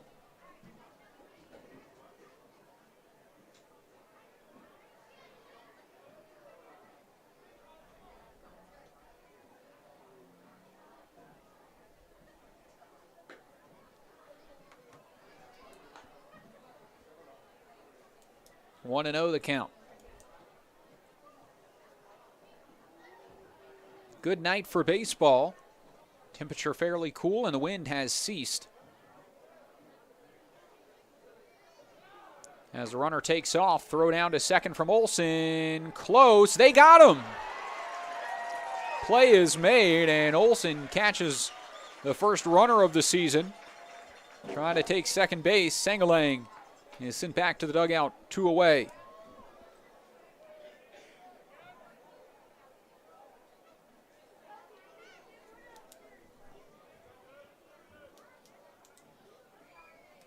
Count still 2-0 on Advincula, who is 0 for 2 today. And he'll blast this one out to right center field and deep. Long way to run as this one's back to the wall and off the wall in the air. Long bounce as it's still being fielded in the outfield up to third base, and sliding in safely is Advincula. Now it gets away.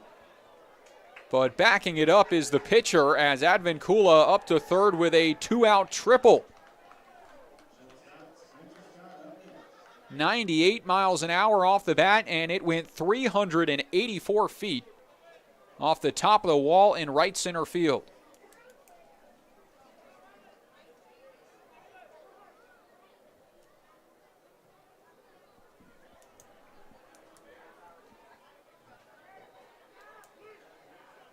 That ball was smoked, and if the wind was blowing like it was earlier, likely would have been a home run.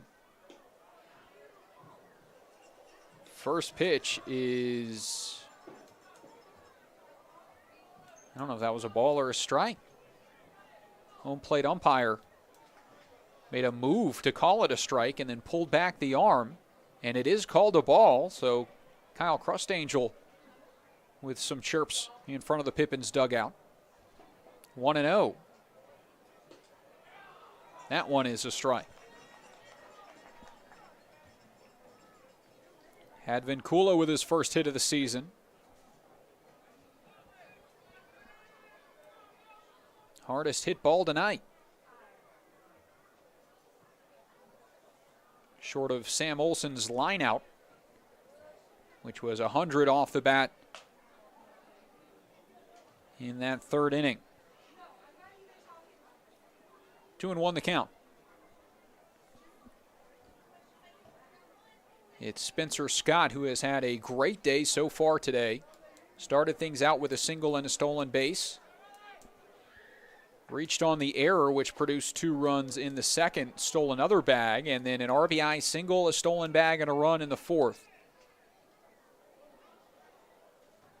3-1 the count. Scott has been on base 3 times today and has stolen a bag on each trip to the bases. 4th time on base as he draws the walk. And with 2 outs, the inning continues. Back up comes Ethan Lovelace.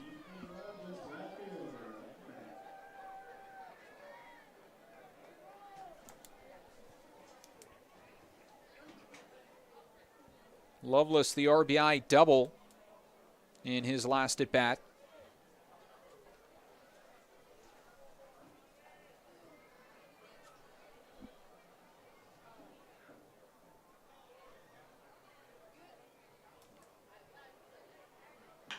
Now this one shot out into center field and will drop in for a hit. An RBI for Lovelace. The throw in cut off. And another 2-out run batted in. It's 7-0 in favor of Corvallis. Back-to-back RBI hits for Ethan Lovelace. Drives home Advincula. Spencer Scott to second.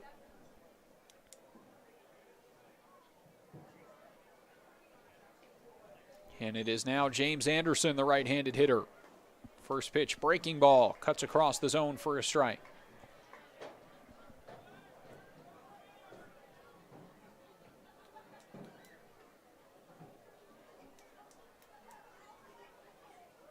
Oh, 1.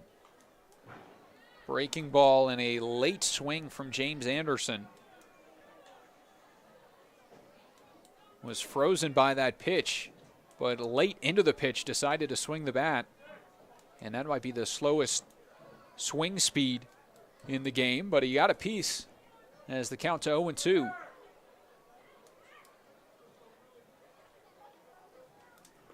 This one picked by Olson in the dirt. Nice play by the backstop.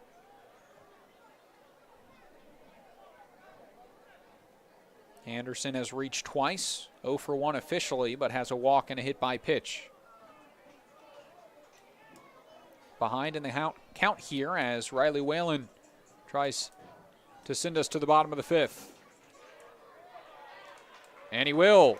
Called strike 3. Will sit down Anderson, and the Pippins coming to the plate. They trail now 7-0 as 2 more cross here in the 5th. We'll be back after these messages. Never been easier at Bi-Mart. In-store or online, we're delivering more value than ever to our members. From direct mailed savings books to digital savings guides to everyone's favorite Lucky Number Tuesday. Plus, we're adding new ways to save with Bi-Mart's Buy It Online, Pick It Up in Store, new web-only items, and the ability to shop Cascade Farm and Outdoor and pick it up at your Bi-Mart store. More value, more products, more ways to save. Bi-Mart members save more time and money every day.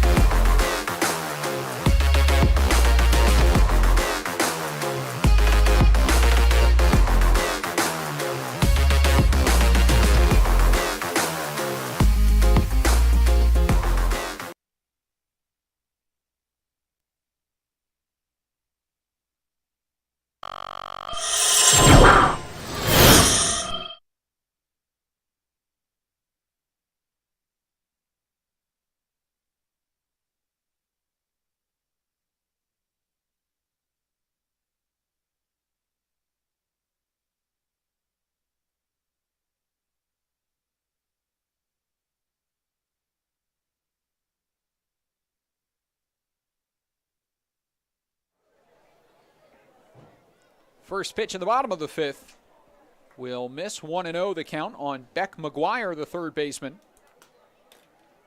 Trying to become the third straight Pippin to reach to lead off an inning. But Jesse Barron on the mound has done a phenomenal job of keeping those runners at bay, as there is still yet to be a Pippin to reach second base in this game. 2-out single for Sam Olson was left stranded. Liam McCallum, a 1-out single left stranded there. Then McWilliam and Shane Simpson both lead-off singles and could not get there, as this one's fouled off the catcher, Tyler Quinn, and he took that in a tough spot and is keeled over behind the plate.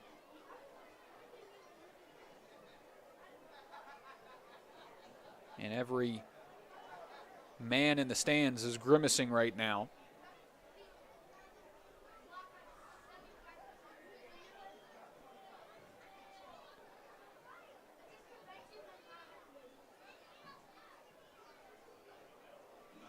As the trainer's out to take a look.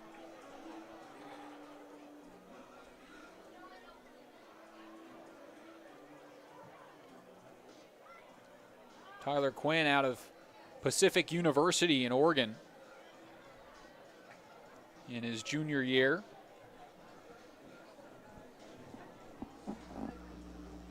From Mililani, Hawaii, in Maryknoll High School, where he batted .460 there.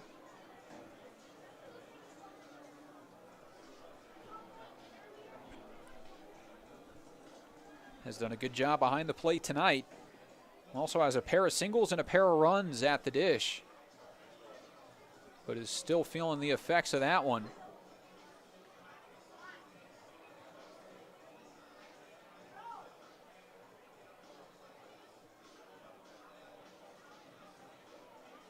Kyle Crustangel signaling the dugout for some water. Infield talking things over. The count will be 1-2.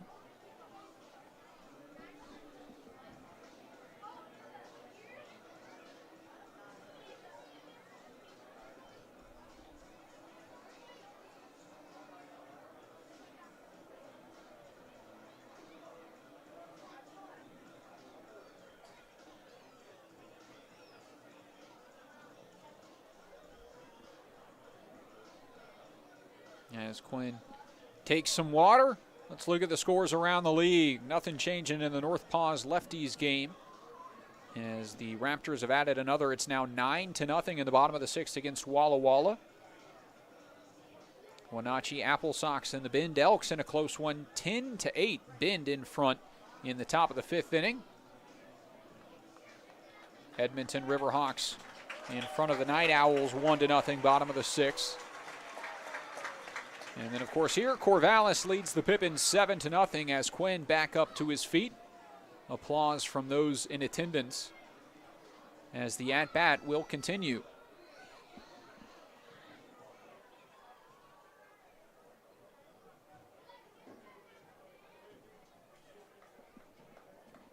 Beck McGuire 0 for 1 today, a ground out to second base. We'll see a 1-2 pitch from Jesse Barron. Fouled away right side over the stands. And into the concourse. It'll stay 1-2. Big attendance in the dugout bar. A lot of folks over there enjoying their drinks. And still a ton of fans in attendance as a check swing here from McGuire. He did go around, and the strikeout is the first out of the bottom of the 5th.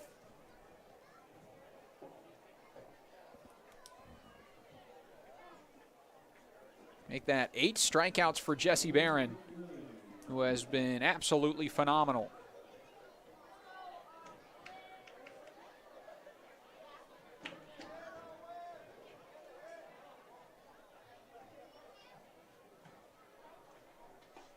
And he starts ahead on the 9-hole hitting Owen McWilliam, 0-1.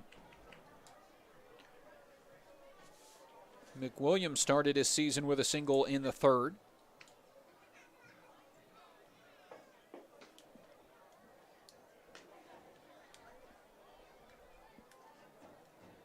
But Barron has wasted no time. No walks today. And the only batters reaching on the 3 singles in the fielder's choice.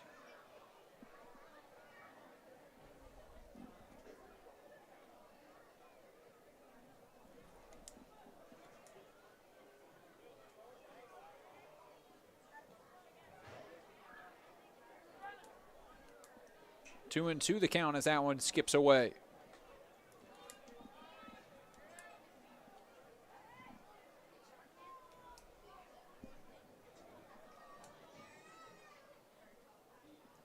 Out of the windup, Jesse Barron tries again.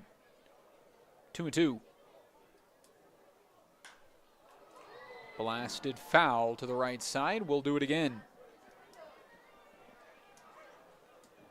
McWilliams sat on the off speed and poked it into right field in his last at bat.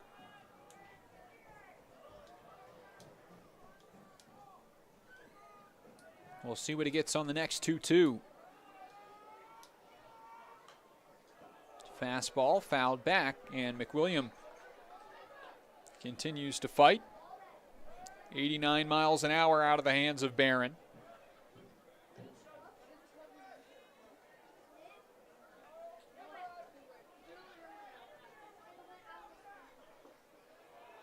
Good pitch there, just misses, and the count full, 3-2.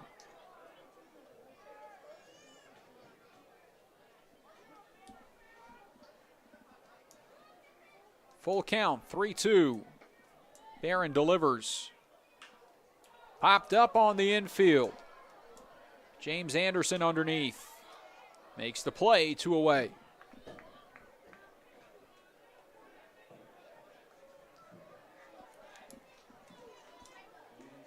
That's 3 straight retired for Barron. He'll head back to the top of the order and face Spencer Marinko to lead, or with 2 away here in the bottom of the 5th inning.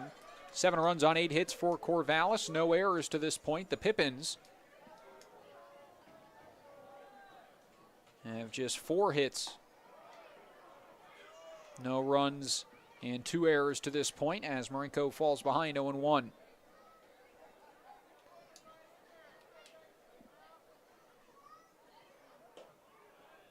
Called strike 2, and the shortstop in an 0-2 hole. He's 0 for 2 today, a ground out and a strikeout looking, and he'll be forced to protect here.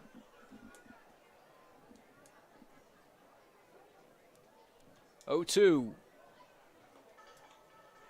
Spiked before the plate. 1-2 the count now to Marinko.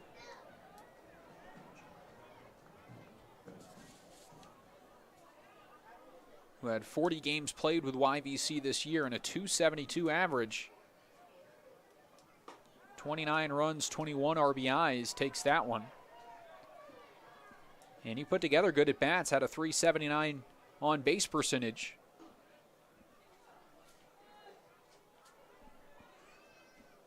As Barron comes home with the 2-2. Off the plate it misses, and it goes full. Spencer Shipman in the on-deck circle is 0 for 2 with a pair of strikeouts today. The payoff pitch. Breaking ball and a beauty. Called strike 3 as it cuts into the inside part of the plate. And Jesse Barron retires the side in order. What a performance it's been for the right-hander as he leaves the Pippins scoreless. We head now to the top of the 6th inning. 7-0. Corvallis in front. Never been easier at Bi-Mart. In-store or online, we're delivering more value than ever to our members. From direct mailed savings books, to digital savings guides, to everyone's favorite Lucky Number Tuesday. Plus, we're adding new ways to save with Bi-Mart's Buy It Online, Pick It Up in-store, new web-only items, and the ability to shop Cascade Farm and Outdoor and pick it up at your Bi-Mart store. More value, more products, more ways to save. Bi-Mart members save more time and money every day.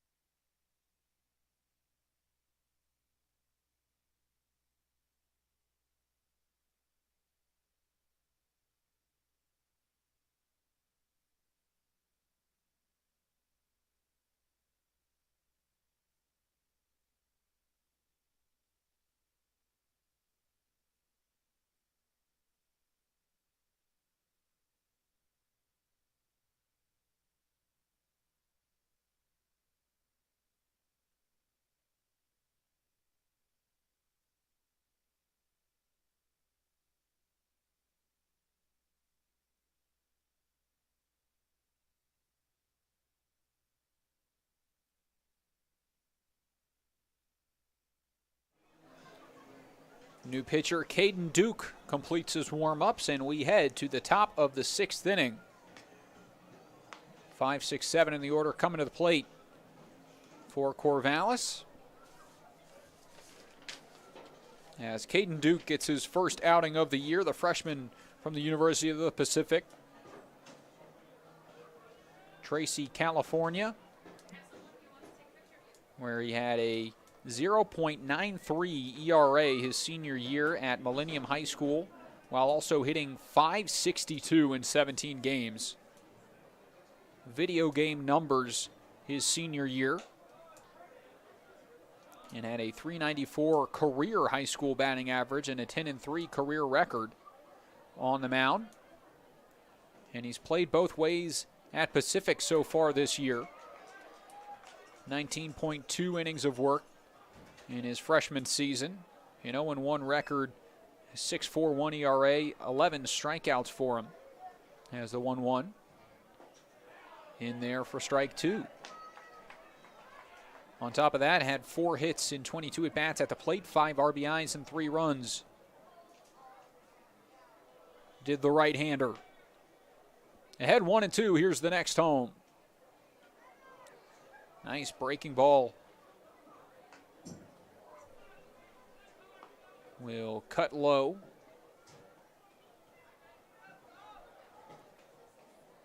Dropped 9 inches in the zone. Here's the 2-2 fouled back. Fastball at 91 on the gun.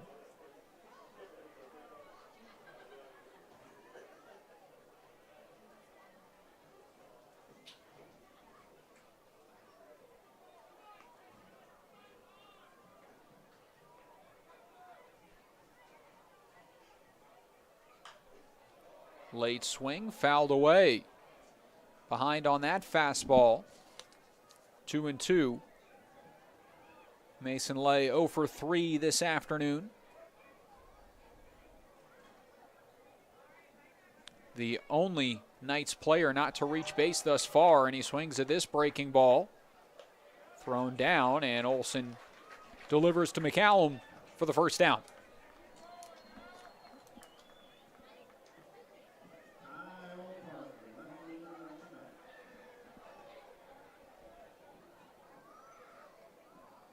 That is only the 4th strikeout for Pippins pitching thus far. Meanwhile, 9 strikeouts on the other side for Jesse Barron, who has been phenomenal so far in his first game this season. First pitch in there for strike 1 on the left fielder Kyle Parkman. Parkman's reached in 2 of his 3 plate appearances, a single, a walk, and a run on his line today. Takes the fastball off the plate to even things up.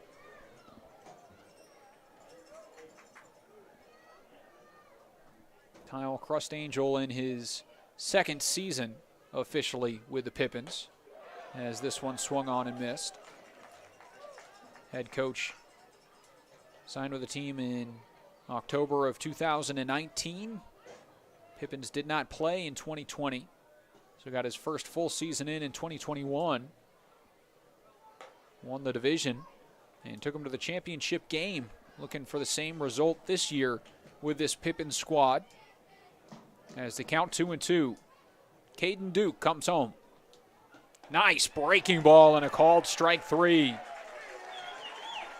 That one fooled Parkman, and back-to-back Ks for the reliever. 2 down. And it's Titus Dumitru at the plate.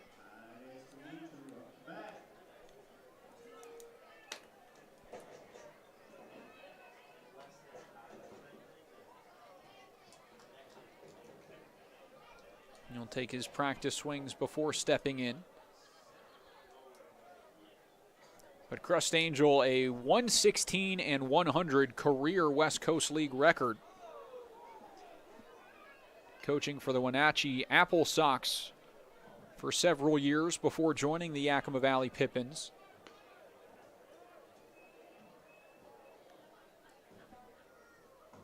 Nice breaking ball, makes it 1-1.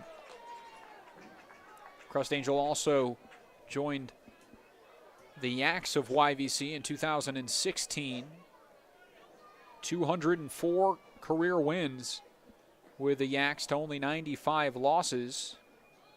Also won the 2016 Northwest Athletic Conference Championship. And he brings on a new coach this year for the Pippins, Johnny Graham, the new assistant for Yakima Valley. Nothing but high praise from everyone who knows him. As a swing and a miss makes the count 2-2. Graham celebrates his birthday today on opening day.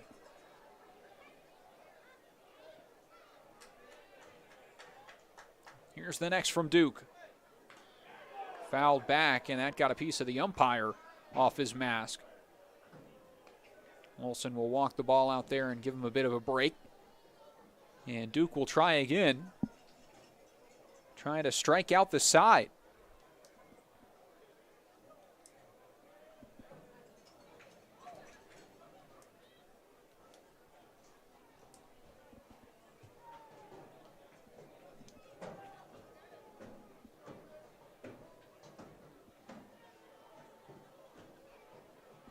The next. Called strike 3. What an inning by Caden Duke. The reliever comes in, strikes out the side in order, and sends us to the bottom of the 6th. Pippins still trail 7-0, trying to get the bats going when we come back. Never been easier at Bi-Mart. In-store or online, we're delivering more value than ever to our members. From direct mailed savings books to digital savings guides to everyone's favorite Lucky Number Tuesday. Plus, we're adding new ways to save with Bi-Mart's Buy It Online, Pick It Up in-store, new web-only items, and the ability to shop Cascade Farm and Outdoor and pick it up at your Bi-Mart store. More value, more products, more ways to save. Bi-Mart members save more time and money every day.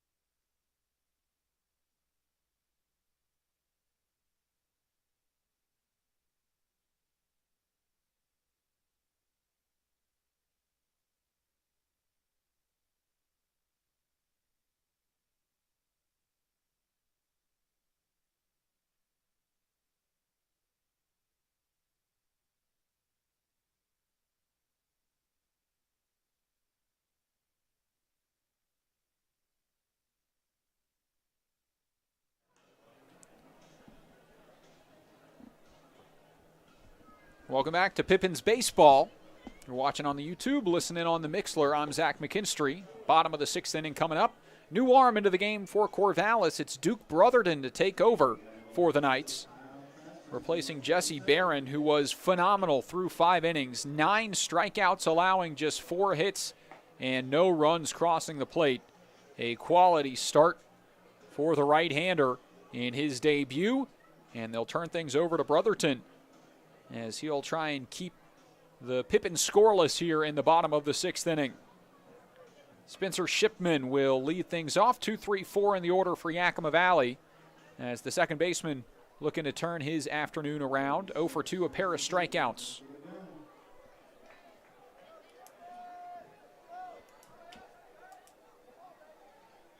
First pitch swinging. This one shot out into center field, right at the center fielder, Advin Kula. And a well-struck fly ball is out number 1. Jumping on the first pitch fastball, which was at 91 miles an hour.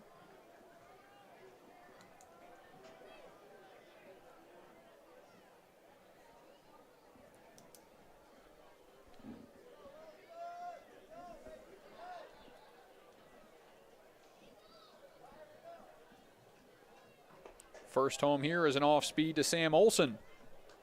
Just misses for ball 1.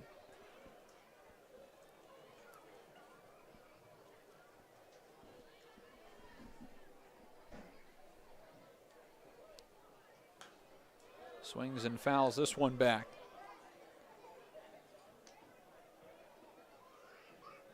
Duke Brotherton, a sophomore right-hander from Washington State University, out of Mercer Island, Washington.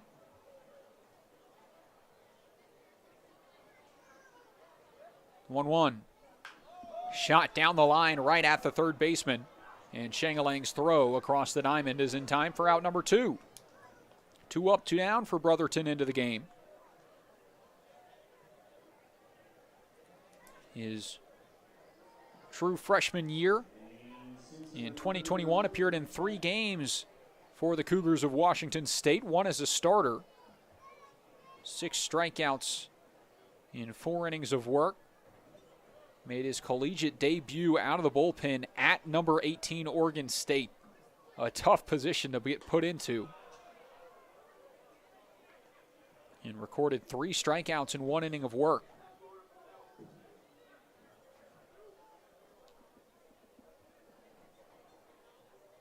Preseason All-America West Region by perfect game out of Mercer Island High School. As he gets the foul ball, strike 1. On Shane Simpson. 1-1 the count on the California Baptist kid.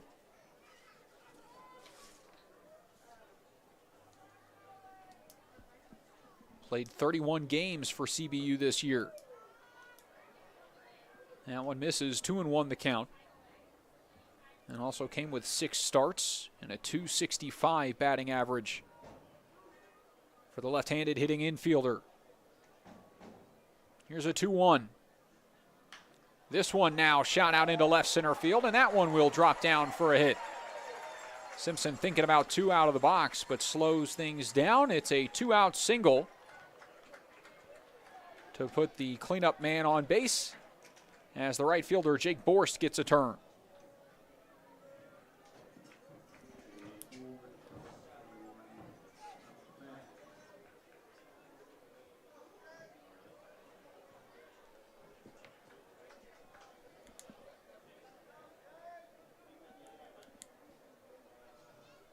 First pitch to Borst. That one might have broken the bat. Jammed him inside. And a quick test, and he'll have to change it out. Right fielder 0 for 2 today with a pair of strikeouts. But I wouldn't expect that much this year from Jake Borst, the catcher from Cal State San Bernardino. A stellar season this year. 52 games started, 41 runs, 38 RBIs, and 12 home runs for the catcher. And was all CCAA second team. After taking the JUCO route at Southwestern College. That one in for strike 2.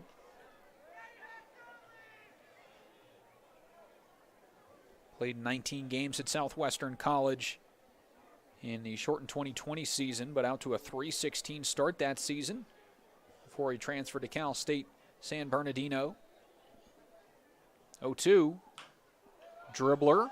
Out towards short, charging the shortstop, has to get it out of the glove, and not in time.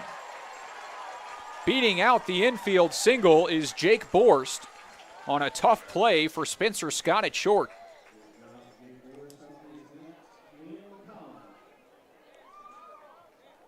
So for the first time today, the Pippins have a runner in scoring position as Liam McCallum will have a chance to drive him in. He has reached twice in this one on what was ruled a single in the second, could have been ruled an error. On the ground ball to Mason Lay. And reached on a fielder's choice in the 4th inning. Starts ahead 1-0 here. Sydney, Australia native. Left-handed hitting and throwing utility player, sees a 1-0. Called a strike, and he didn't like it as it catches the outside of the zone, 1-1.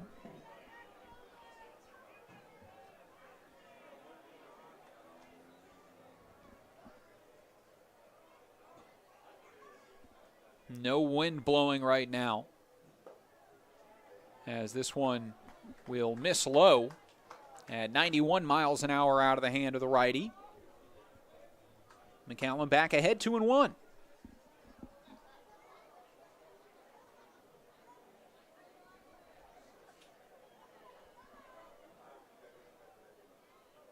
The next, fouled away. Rain starting to fall.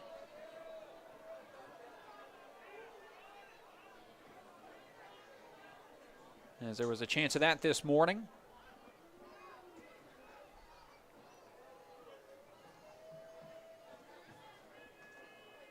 And we'll see how it affects the game here in this bottom of the sixth as McCallum calls time before the 2-2 can be delivered.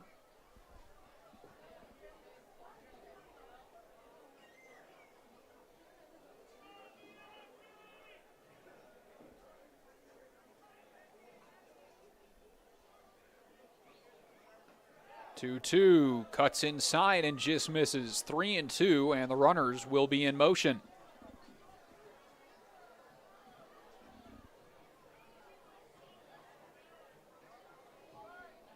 Simpson at second, Borst at first. Both will get a head start on the payoff. 3-2. Tipped out of the glove. Quinn couldn't hold on, and another life for McCallum. Just got a piece of that 90-mile-an-hour fastball.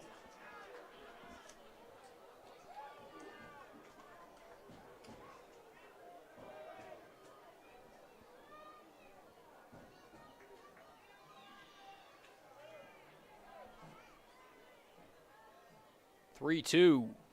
Swing and a miss. Strikeout on the mound for Duke Brotherton, and he gets out of the jam. Pippins leave two more stranded and the remain scoreless as we head to the seventh. 7-0, Corvallis in front.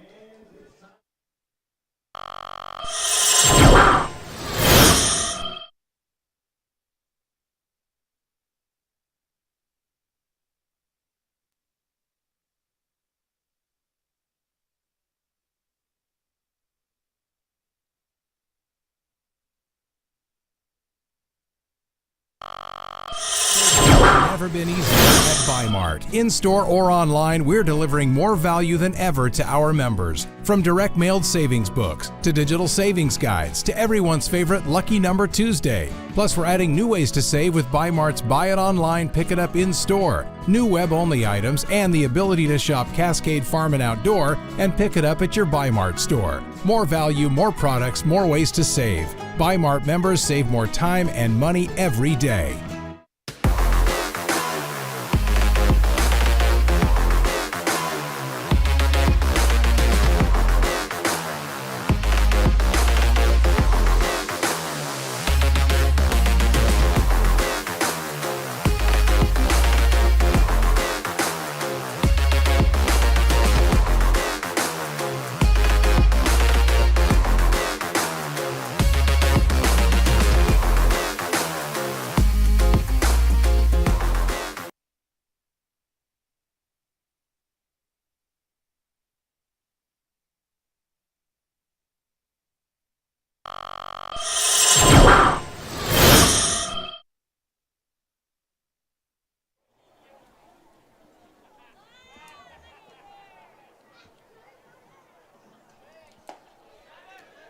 Caden Duke back out there for the Pippins, and he starts with a called strike one against Tyler Quinn, the catcher for the Knights.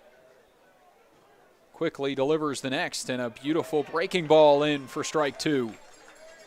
Duke wasting no time on the mound, and it's worked out for him so far. Has faced three batters and struck everyone out. As just getting a piece here is the pinch hitter, I should say. So Tyler Quinn subbed out here.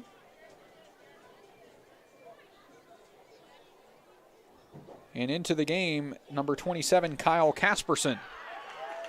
Tough start for him. A called strike three. Make that 4 strikeouts and 4 batters faced for Caden Duke.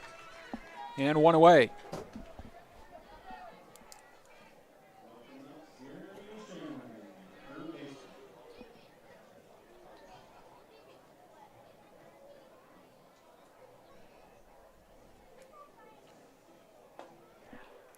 First pitch in for a strike on Sang Lang.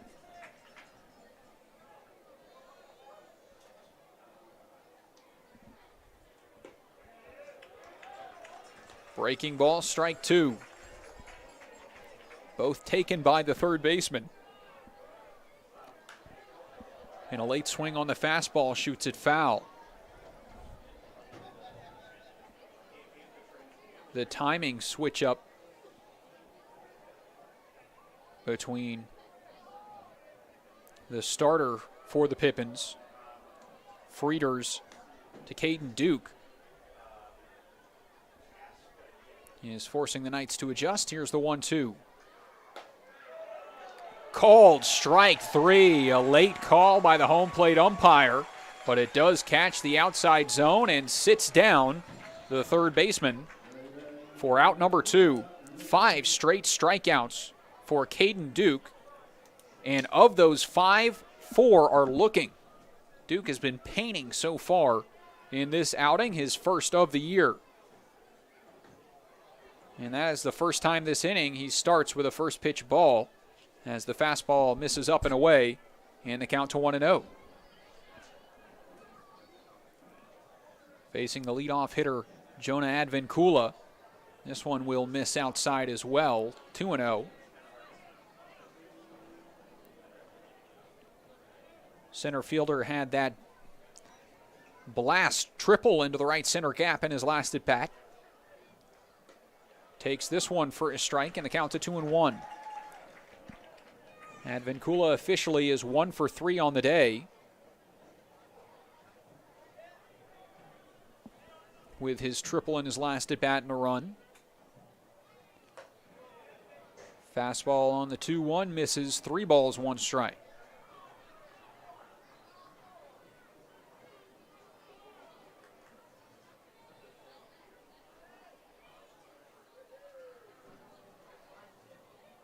Swing and a miss, strike 2. Count goes full.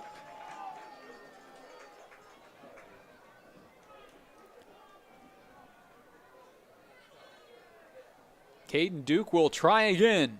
3-2. Called strike 3.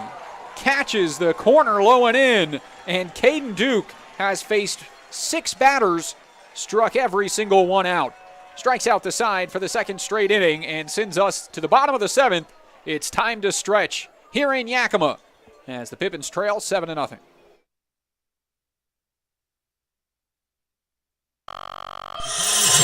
Started on your new career at Perry Tech. From AAS degrees in business technology and accounting and IT and communication systems to a fast 5-week professional truck driving program, acquire hands-on skills to help you reach your full potential. From financial aid to career services, the staff at Perry Tech are there to help you from start to finish. Take action today by calling Perry Tech 509-453-0374 or visit perrytech.edu.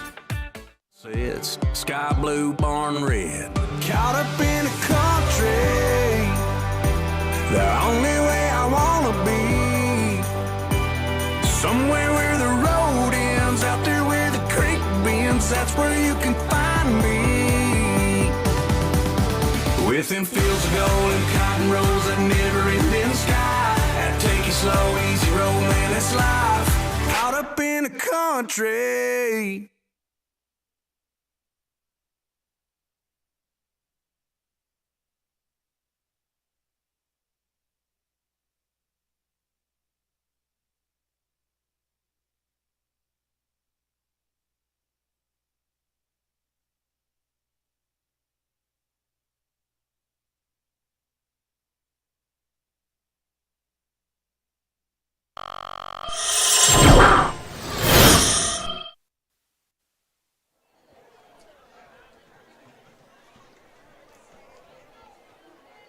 Welcome back. Pippins baseball here on YouTube. Zach McKinstry bringing you the call as Corvallis out to a 7-0 lead here.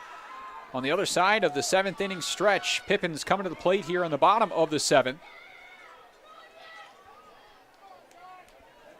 Duke Brotherton remains on the mound, and his first pitch will miss for ball 1 on Josh Davis, the DH, to lead things off. 0 for 2, a strikeout and a pop-up in his 2 at-bats. Here's the 1-0. Fouled out. 1-1. Rain continuing to fall. Though it is light rain. Still very impressed with the fans staying in their seat, wanting to see this opening day action. 1-1 to 2-1 as that misses upstairs. Good day for the giveaway. Opening day brought to you by Legends Casino.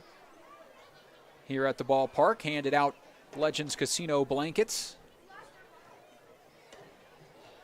And pretty sweet ones. As the count to 3 balls and a strike. Fireworks scheduled for after the game. We'll see if those plans will stay the same. Hitters count to Josh Davis, 3-1. Shot, a line drive bullet out towards second, and a terrible hop. Skips over the second baseman's head and into center field. 95 off the bat for Josh Davis, and Pippins finally get a bounce. 6th hit of the game, and Josh Davis on first base with his first hit of the campaign. Now it's Beck McGuire to hit with no outs and the runner on first base. McGuire a ground out to second and a strikeout in his 2 at-bats. Takes the first pitch for a strike.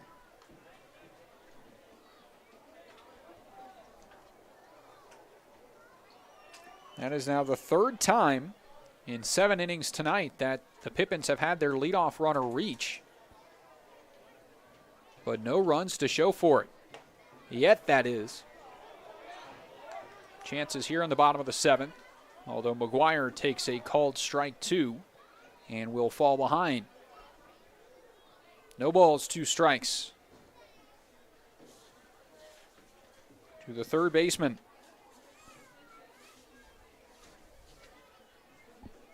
Here's an 0-2. Good take in the dirt. Kept in front by the new catcher, Kyle Casperson.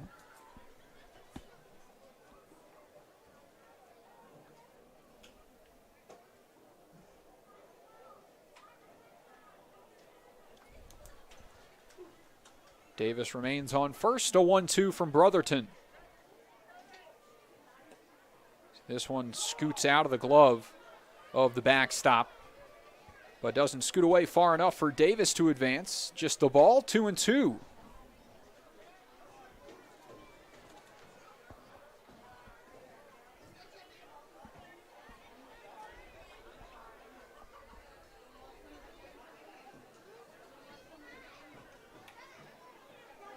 Pitch home.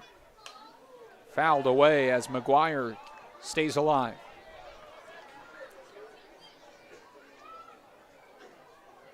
Thanks for all of those watching here on this opening day. From Corvallis and Yakima alike, and all across the country, for West Coast League Baseball. 2-2, foul back.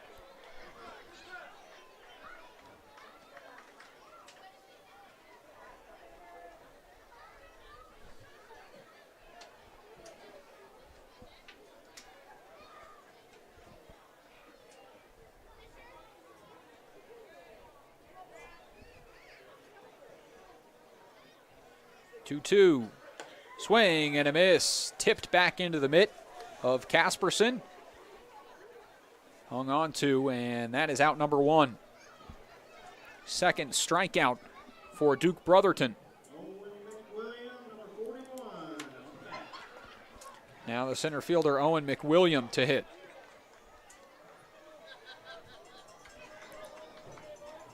He has singled and popped up in his 2 at-bats tonight.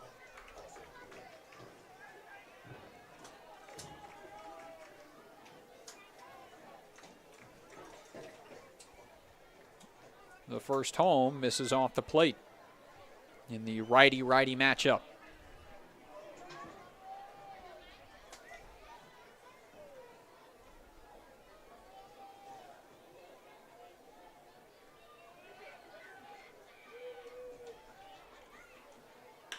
This one shot through the right side, and another hit for McWilliam.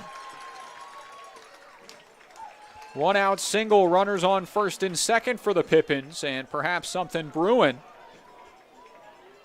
as McWilliam has picked up his second opposite field single in tonight's affair.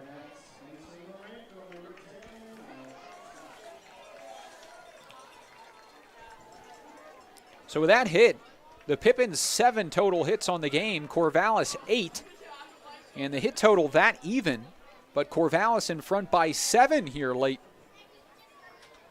in the bottom of the 7th of this one. Back up to the top of the order, however, Spencer Marinko another turn, looking for his first hit of the season, and he watches that one drop low for ball 1.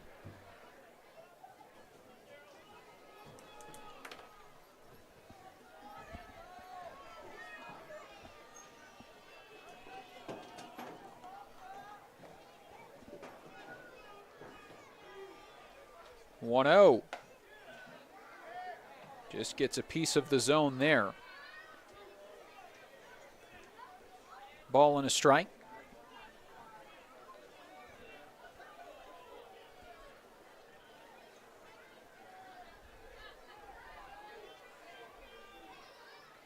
The next. Gets the call there. Nice frame behind the plate by Casperson. Perhaps got a piece of the outer half.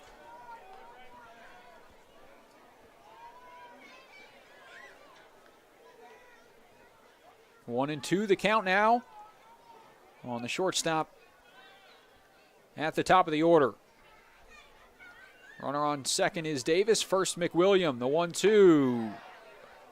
Good fastball outer half, similar as the last pitch, but this time called the ball. Benefit of the doubt for Marinko. Count even at 2.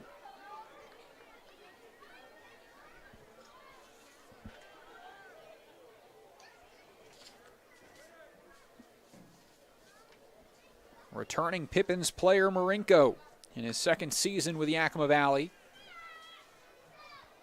Calls time before the pitch and resets the batting gloves before the next 2-2.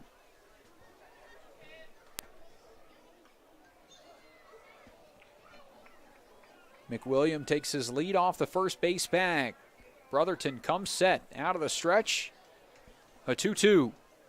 No, steps off and forces Josh Davis back to the bag.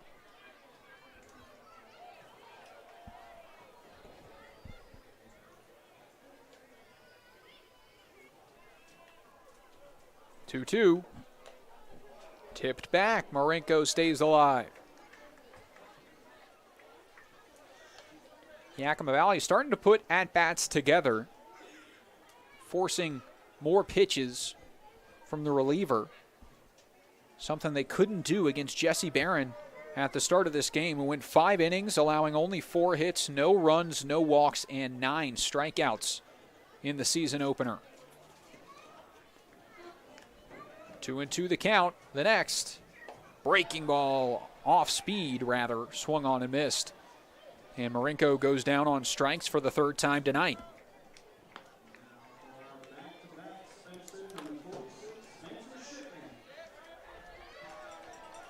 So 2 away now, 2 on base for Spencer Shipman. He's 0 for 3 today. Pair of strikeouts and a fly out to center field in his last at bat. Made good contact on that though. Jumped on the first pitch fastball against Brotherton. Gets a changeup on the first pitch here, which misses inside, 1-0.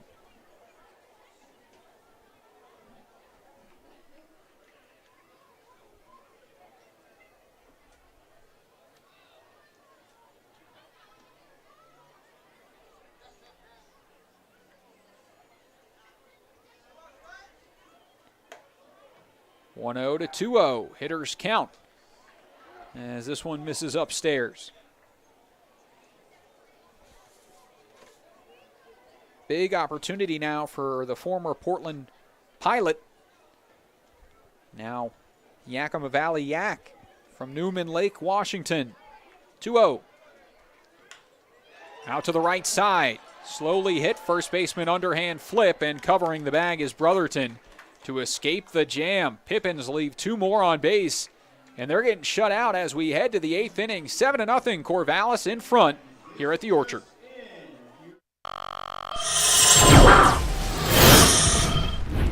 Who knew it was so difficult to find the right bank? I know. It's so confusing. Checking out your banking options? Oh, sounds overwhelming. The cloud of uncertainty! Enough! With Banner Bank, it's easy to manage your finances, and help is here when you need it. Be gone, Cloud! Oh! Wait! Ah! Built for action, built for banking. Banner Bank.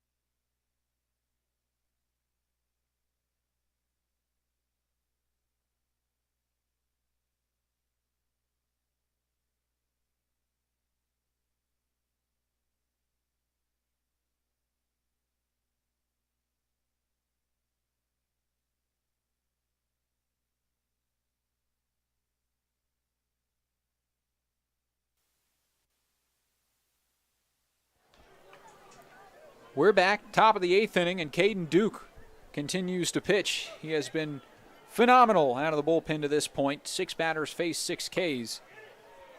And he starts behind 2-0 now on Spencer Scott.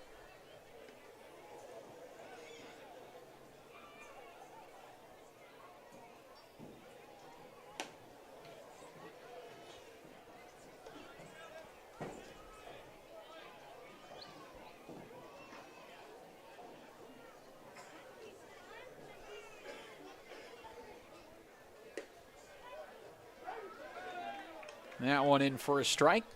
3-0 to 3-1.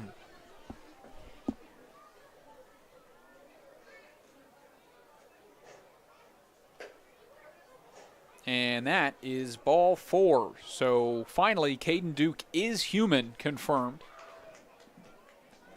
as Spencer Scott becomes the first to reach base against him.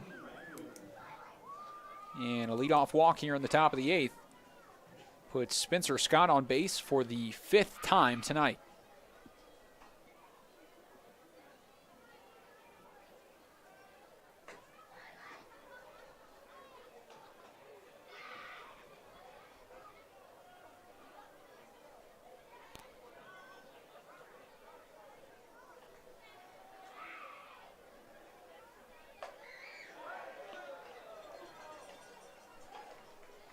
One and one the count.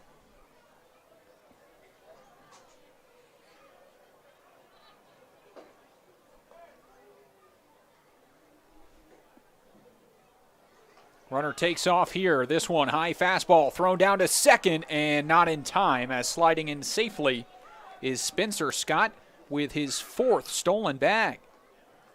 How's that for a debut? Spencer Scott, 4 stolen bases and moves into scoring position with nobody out.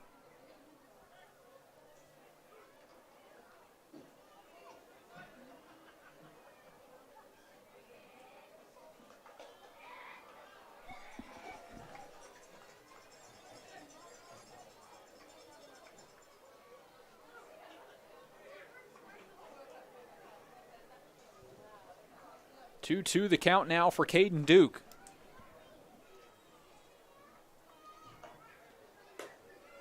Misses high and away, and it will run full.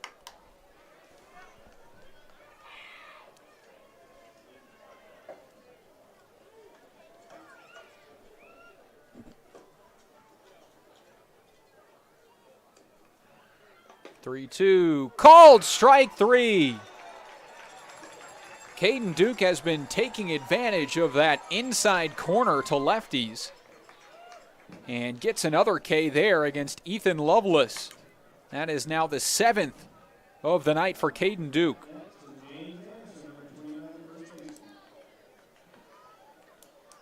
Six of those 7 are looking strikeouts. Caden Duke in an absolute groove as he'll face the cleanup hitter James Anderson and find the zone for a first pitch strike.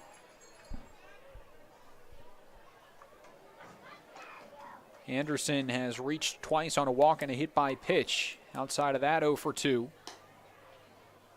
And that one will catch the zone now 0-2.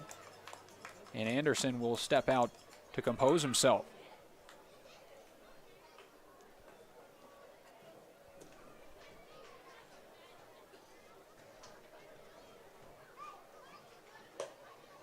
High and away, a ball and 2 strikes.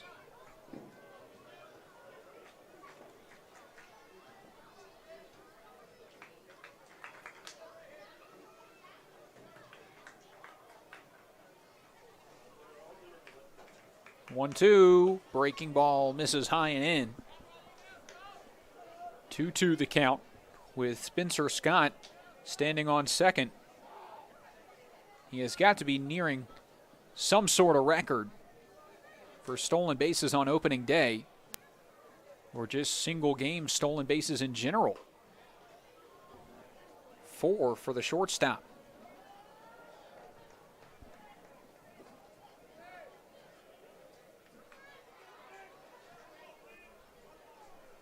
Here's a 3-2. Swung on and missed. Caden Duke does it again. Fastball is the strikeout. That is his 8th. And it'll bring up Mason Lay.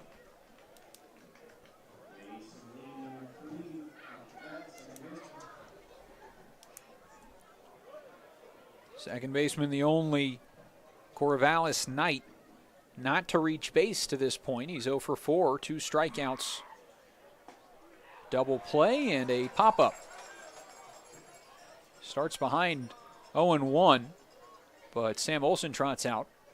Perhaps a mix-up between the two.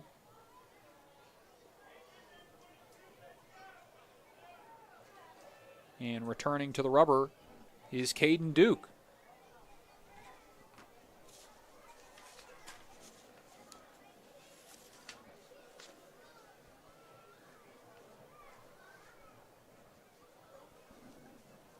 For comparison, Caden Duke had 11 strikeouts all season long at Pacific this year with 19.2 innings of work.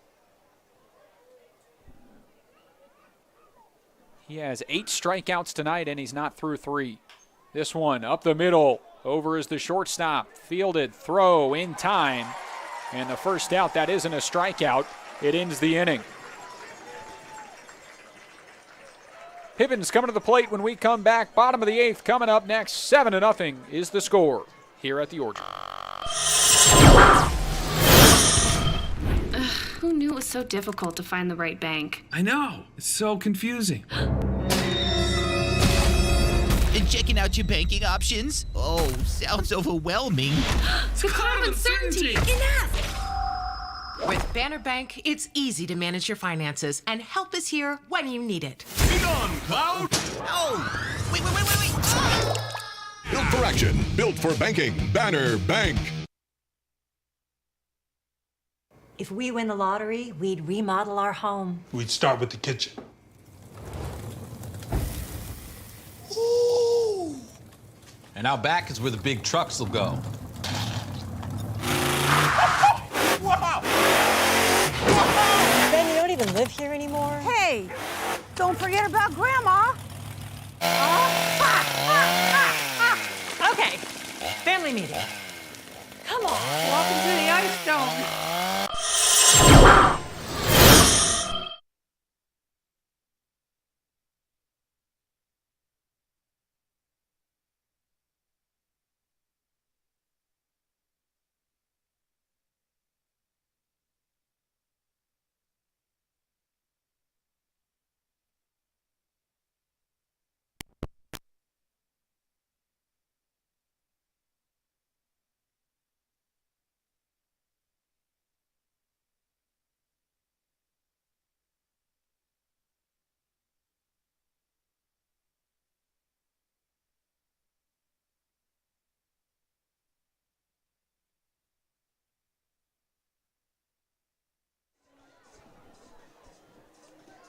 We are back, bottom of the 8th inning, 7-0, Corvallis in front.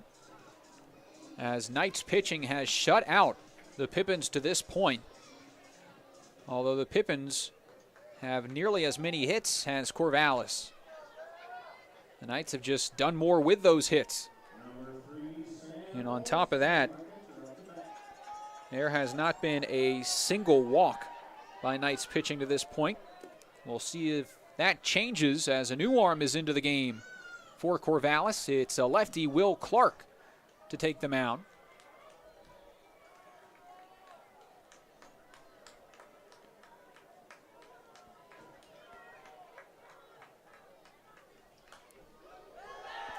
This one fouled away.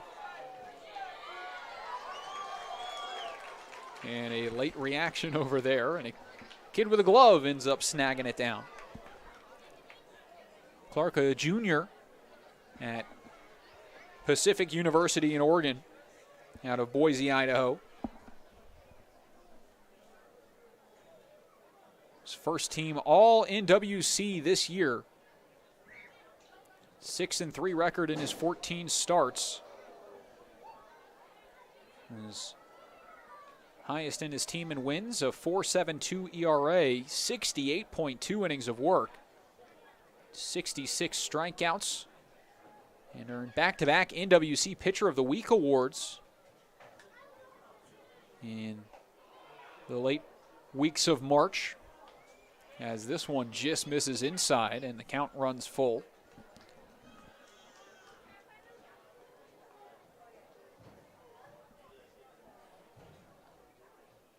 Swing and a miss. He gets the strikeout here of Sam Olson. And another Pippin strikeout is out number one here in the bottom of the 8th. Perhaps most impressive for Will Clark in his season this year at Pacific. Had 21 straight scoreless innings over a 4-game span. Caught fire and found a groove. Did the lefty.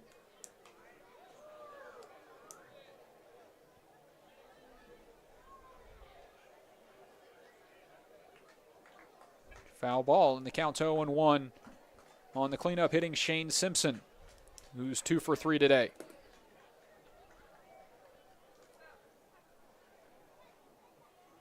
Breaking ball, called strike 2.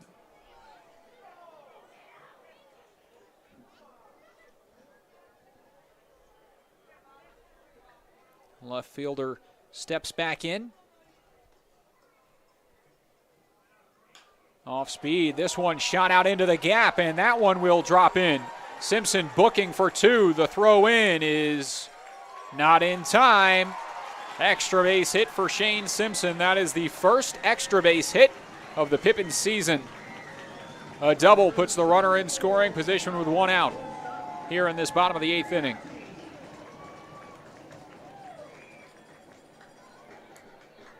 Shane Simpson now 3 for 4 in his Pippins debut.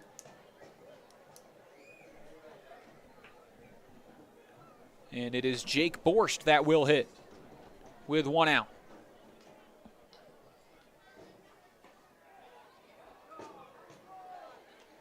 Strike 1 as the right-handed hitting right fielder starts behind.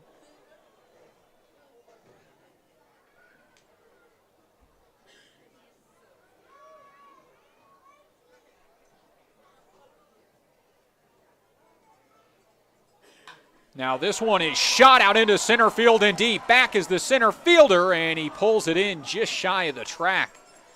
That was blasted off the bat and looked a lot better than it ended up.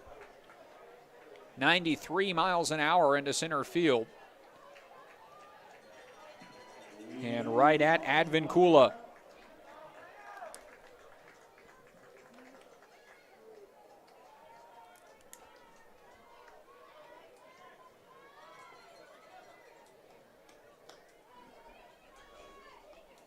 Two of the hardest hit balls tonight for the Pippins have resulted in outs. And now Will Clark will have a chat with Kyle Casperson before the first baseman Liam McCallum's hit bat.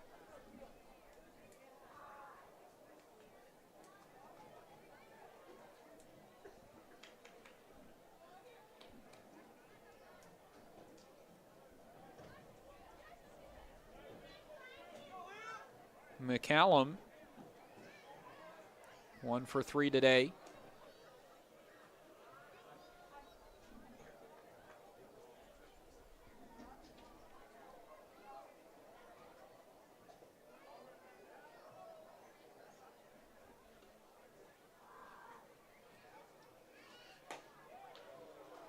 Watches a first pitch strike.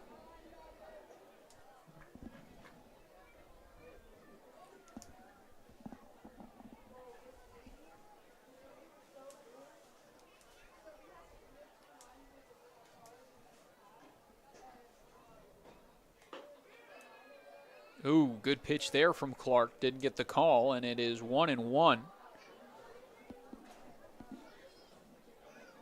The Knights only had 2 team shutouts all of last year and have shut out the Pippins to this point through Barron, Brotherton, and now Clark. 2-1 the count.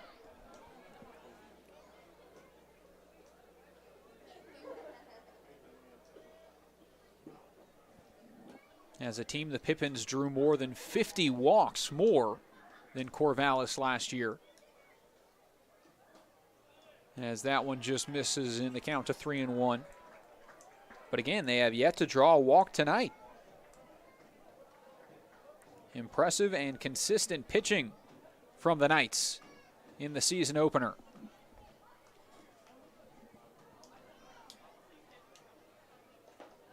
Changes here. First walk of the night goes to Liam McCallum. And he will reach first base. 2 outs, 2 on for the Pippins. And the DH, Josh Davis.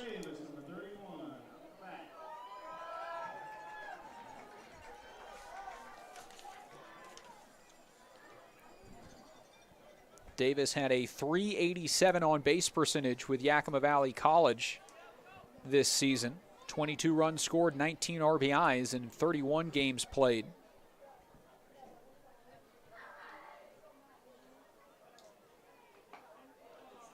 Watches a first pitch strike.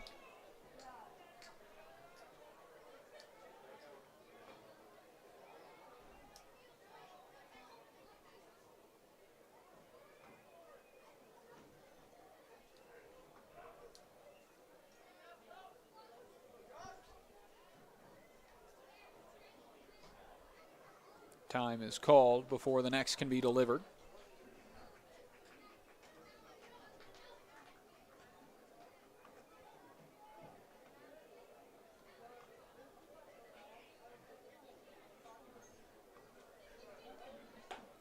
And a nice breaking pitch there that Davis couldn't square up. 0-2.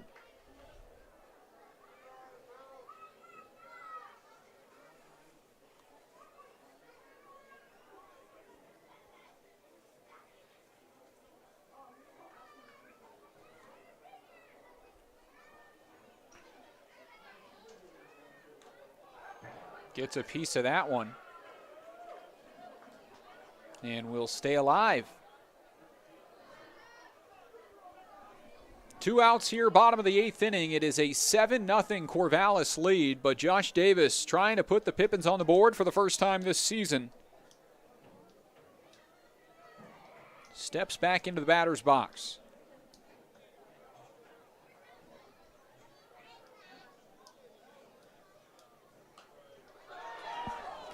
launches this one foul, a missile. Out of play and over the bleacher wall as Davis fights off 2 in a row. Count remains 0-2.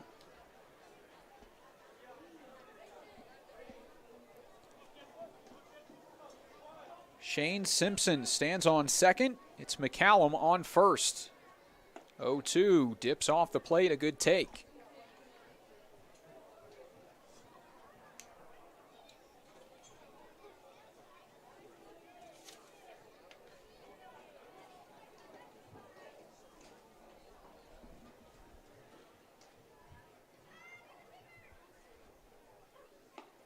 Called strike 3 as that one catches the zone and sits down Davis. The Pippins leave 2 more stranded. Yakima Valley remains scoreless. We head to the 9th inning. Corvallis in front, 7-0 as we head to the 9th here at the Orchard. Get started on your new career at Perry Tech. From AAS degrees in business technology and accounting and IT and communication systems to a fast 5-week professional truck driving program, acquire hands-on skills to help you reach your full potential. From financial aid to career services, the staff at Perry Tech are there to help you from start to finish. Take action today by calling Perry Tech 509-453-0374 or visit perrytech.edu. It's sky blue, barn red. Caught up in the country, the only way I wanna be. Somewhere where the road ends, out there where the creek bends, that's where you can find me. Within fields of gold and cotton rows that never end in the sky. That take it slow, easy road, man, that's life. Caught up in the country.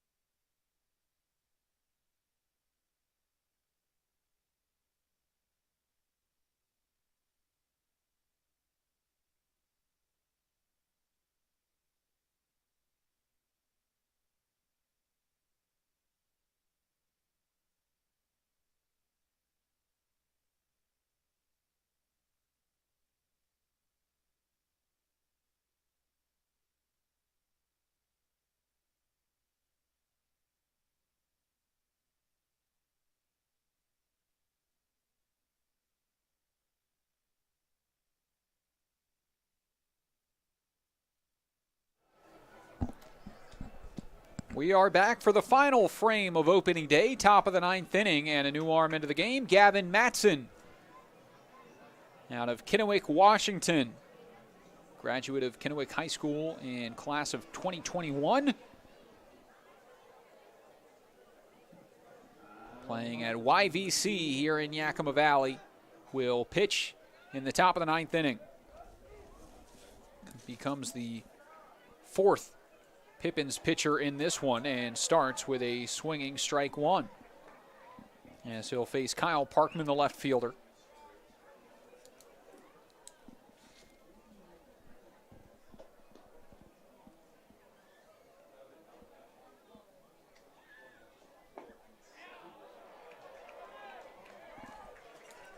Oh, and 2 the count.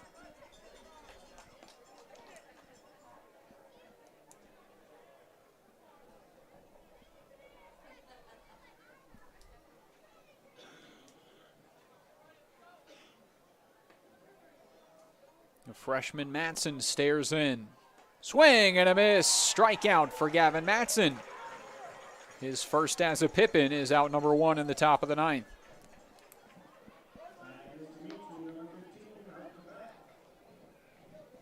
Second strikeout for Kyle Parkman in this one.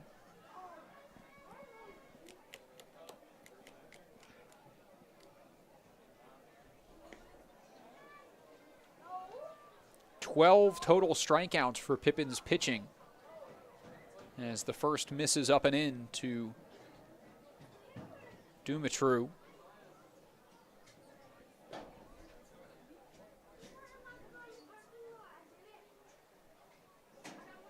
And this one scoots away 2-0.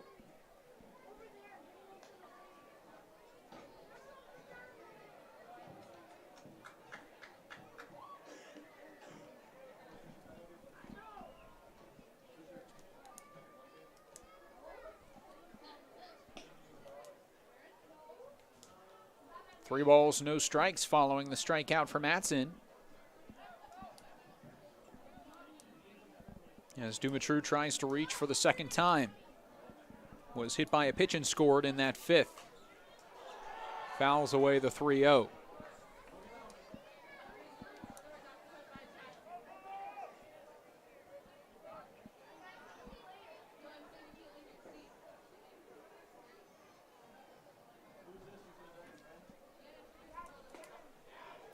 Gets the swing and a miss here, and Matson battles back from 3-0.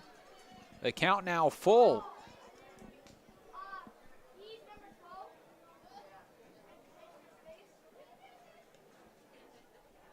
Here it comes. Pop up right side. Underneath it is Jake Borst. And he makes the play, 2 away.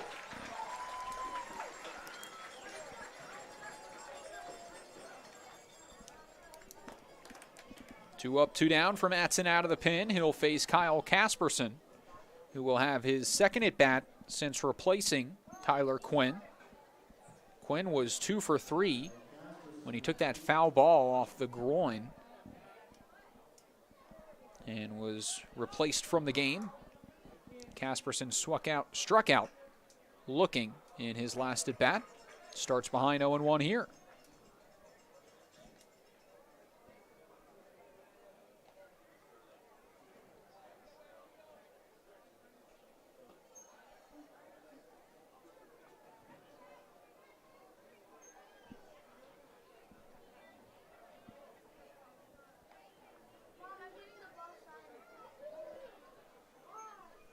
One. Slider doesn't quite catch the inside corner. Not enough break on it. 2-1.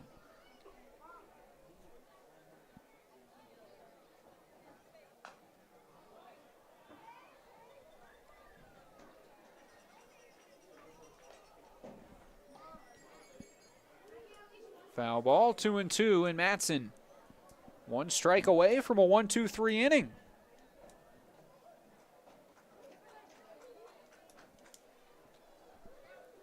Righty comes home. Ooh, good spot there. And no call. Had half the Pippins walking back to the dugout. Instead, it is a full count on Casperson. Matson tries again, 3-2. Ground ball towards short, fielded by Marinko, but another bad hop. Skips over top, and it is a hit. Boy, those middle infielders have had a tough go of it today. And it is ruled a hit for Kyle Casperson, the first of his season.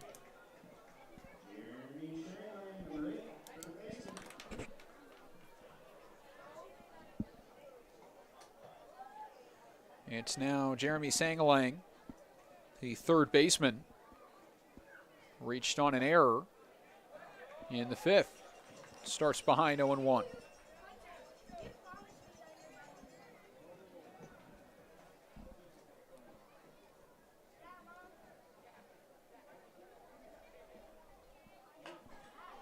This one a softly hit grounder towards second, and this time the play is made as Shipman tosses it over to first, and Gavin Matson in his first appearance with the Pippins gets out of it without allowing a run. Bottom of the ninth coming up next. Pippins trying to get on the board as they trail 7-0.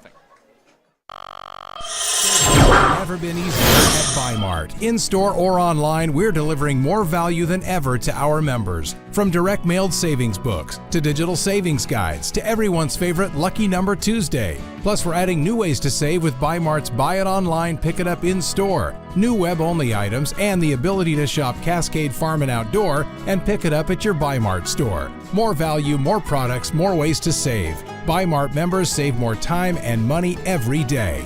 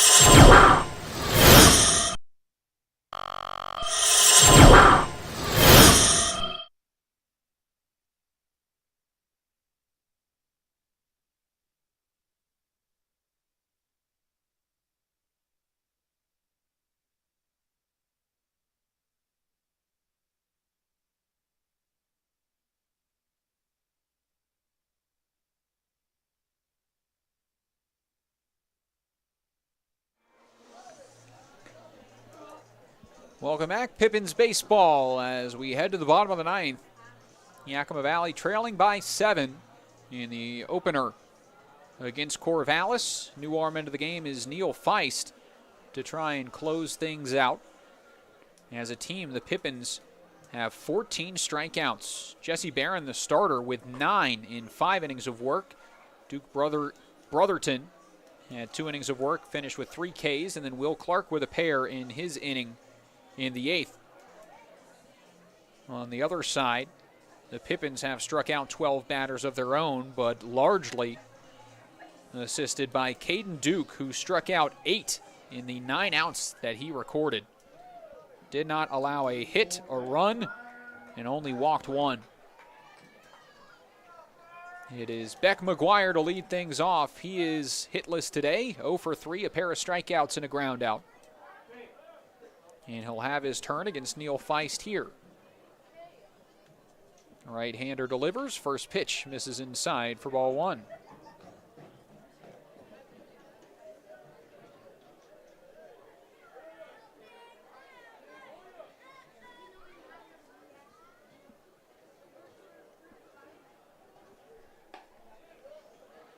That one will catch the zone and even the count on McGuire, 1-1. Feist, the right-handed pitcher out of El Camino. The California Community College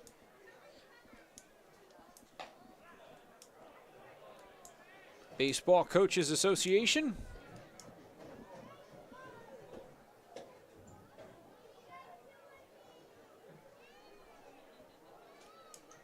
Hometown Torrance, California, where he went to Torrance High School. 1-2. Called strike 3, and the bottom of the 9th starts with a looking strikeout of Beck McGuire.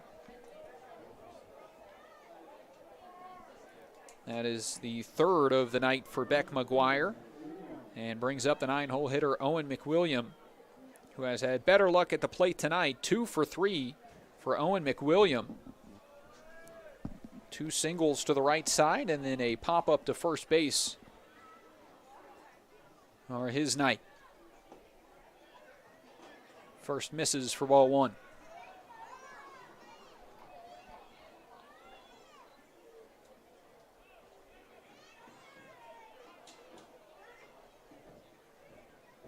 Feist brings home the 1-0. This one shot foul to the right side.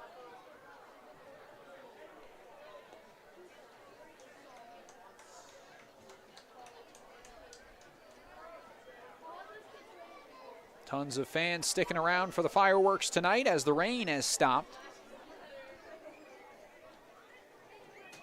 Many cuddled up in those Legends Casino blankets handed out at tonight's game. This one fouled away to the right side. 1-2 the count. on Owen McWilliam.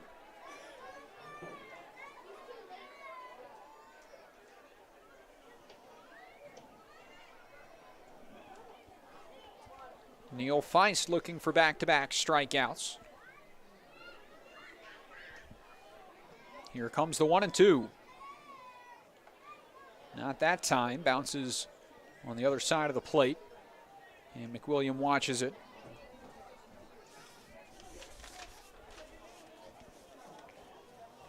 From Bainbridge Island, Washington. Didn't get much playing time in his true freshman year at Pacific. Trying to make up for it this summer with the Pippins. 2-2. Ooh, called strike 3, and back-to-back Ks for Feist is the second out.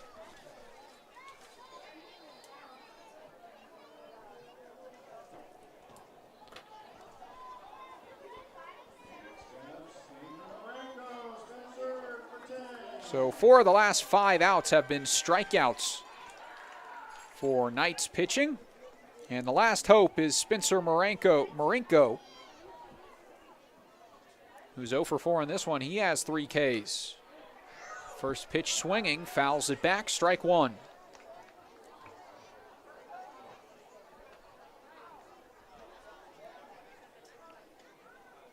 Seven runs on 9 hits, no errors for Corvallis. Pippins, no runs, 8 hits, 2 errors. In there for a strike, 0-2.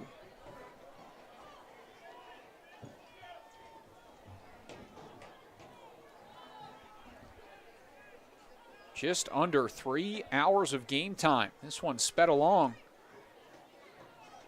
As the 0-2 to Marinko. Up and in, it misses for ball 1.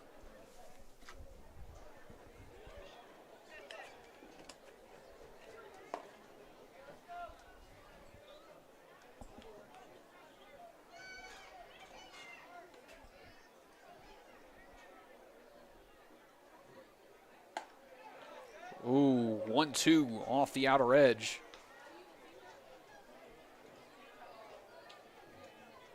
And the count evens up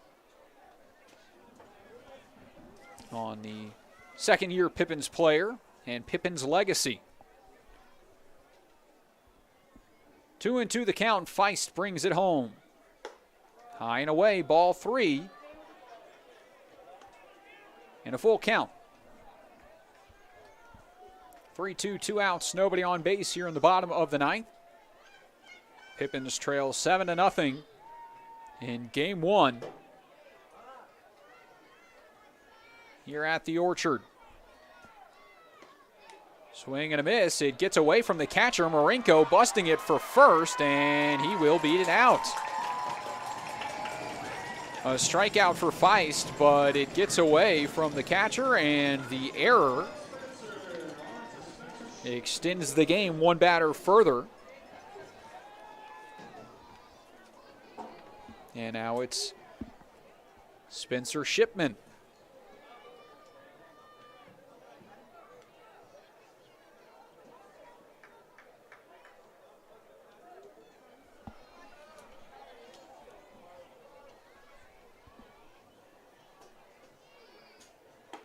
First pitch fastball, strike 1.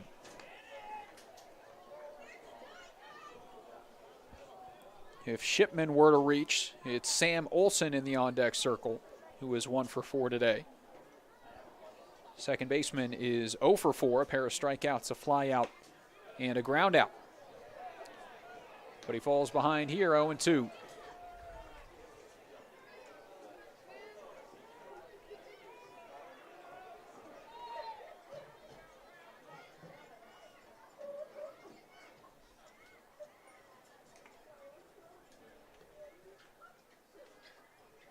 Swing and a miss.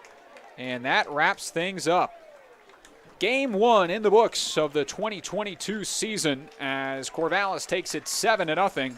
They shut out the Pippins in this opener, but Yakima Valley the chance to get back tomorrow as they have a 7:05 first pitch and try and split this series and force a decisive Game 3. Corvallis wins the first game of the season 7-0 player of the game is Jesse Barron. 5 innings of work for the starter for the Knights, allowing only 4 hits, no walks, and 9 strikeouts.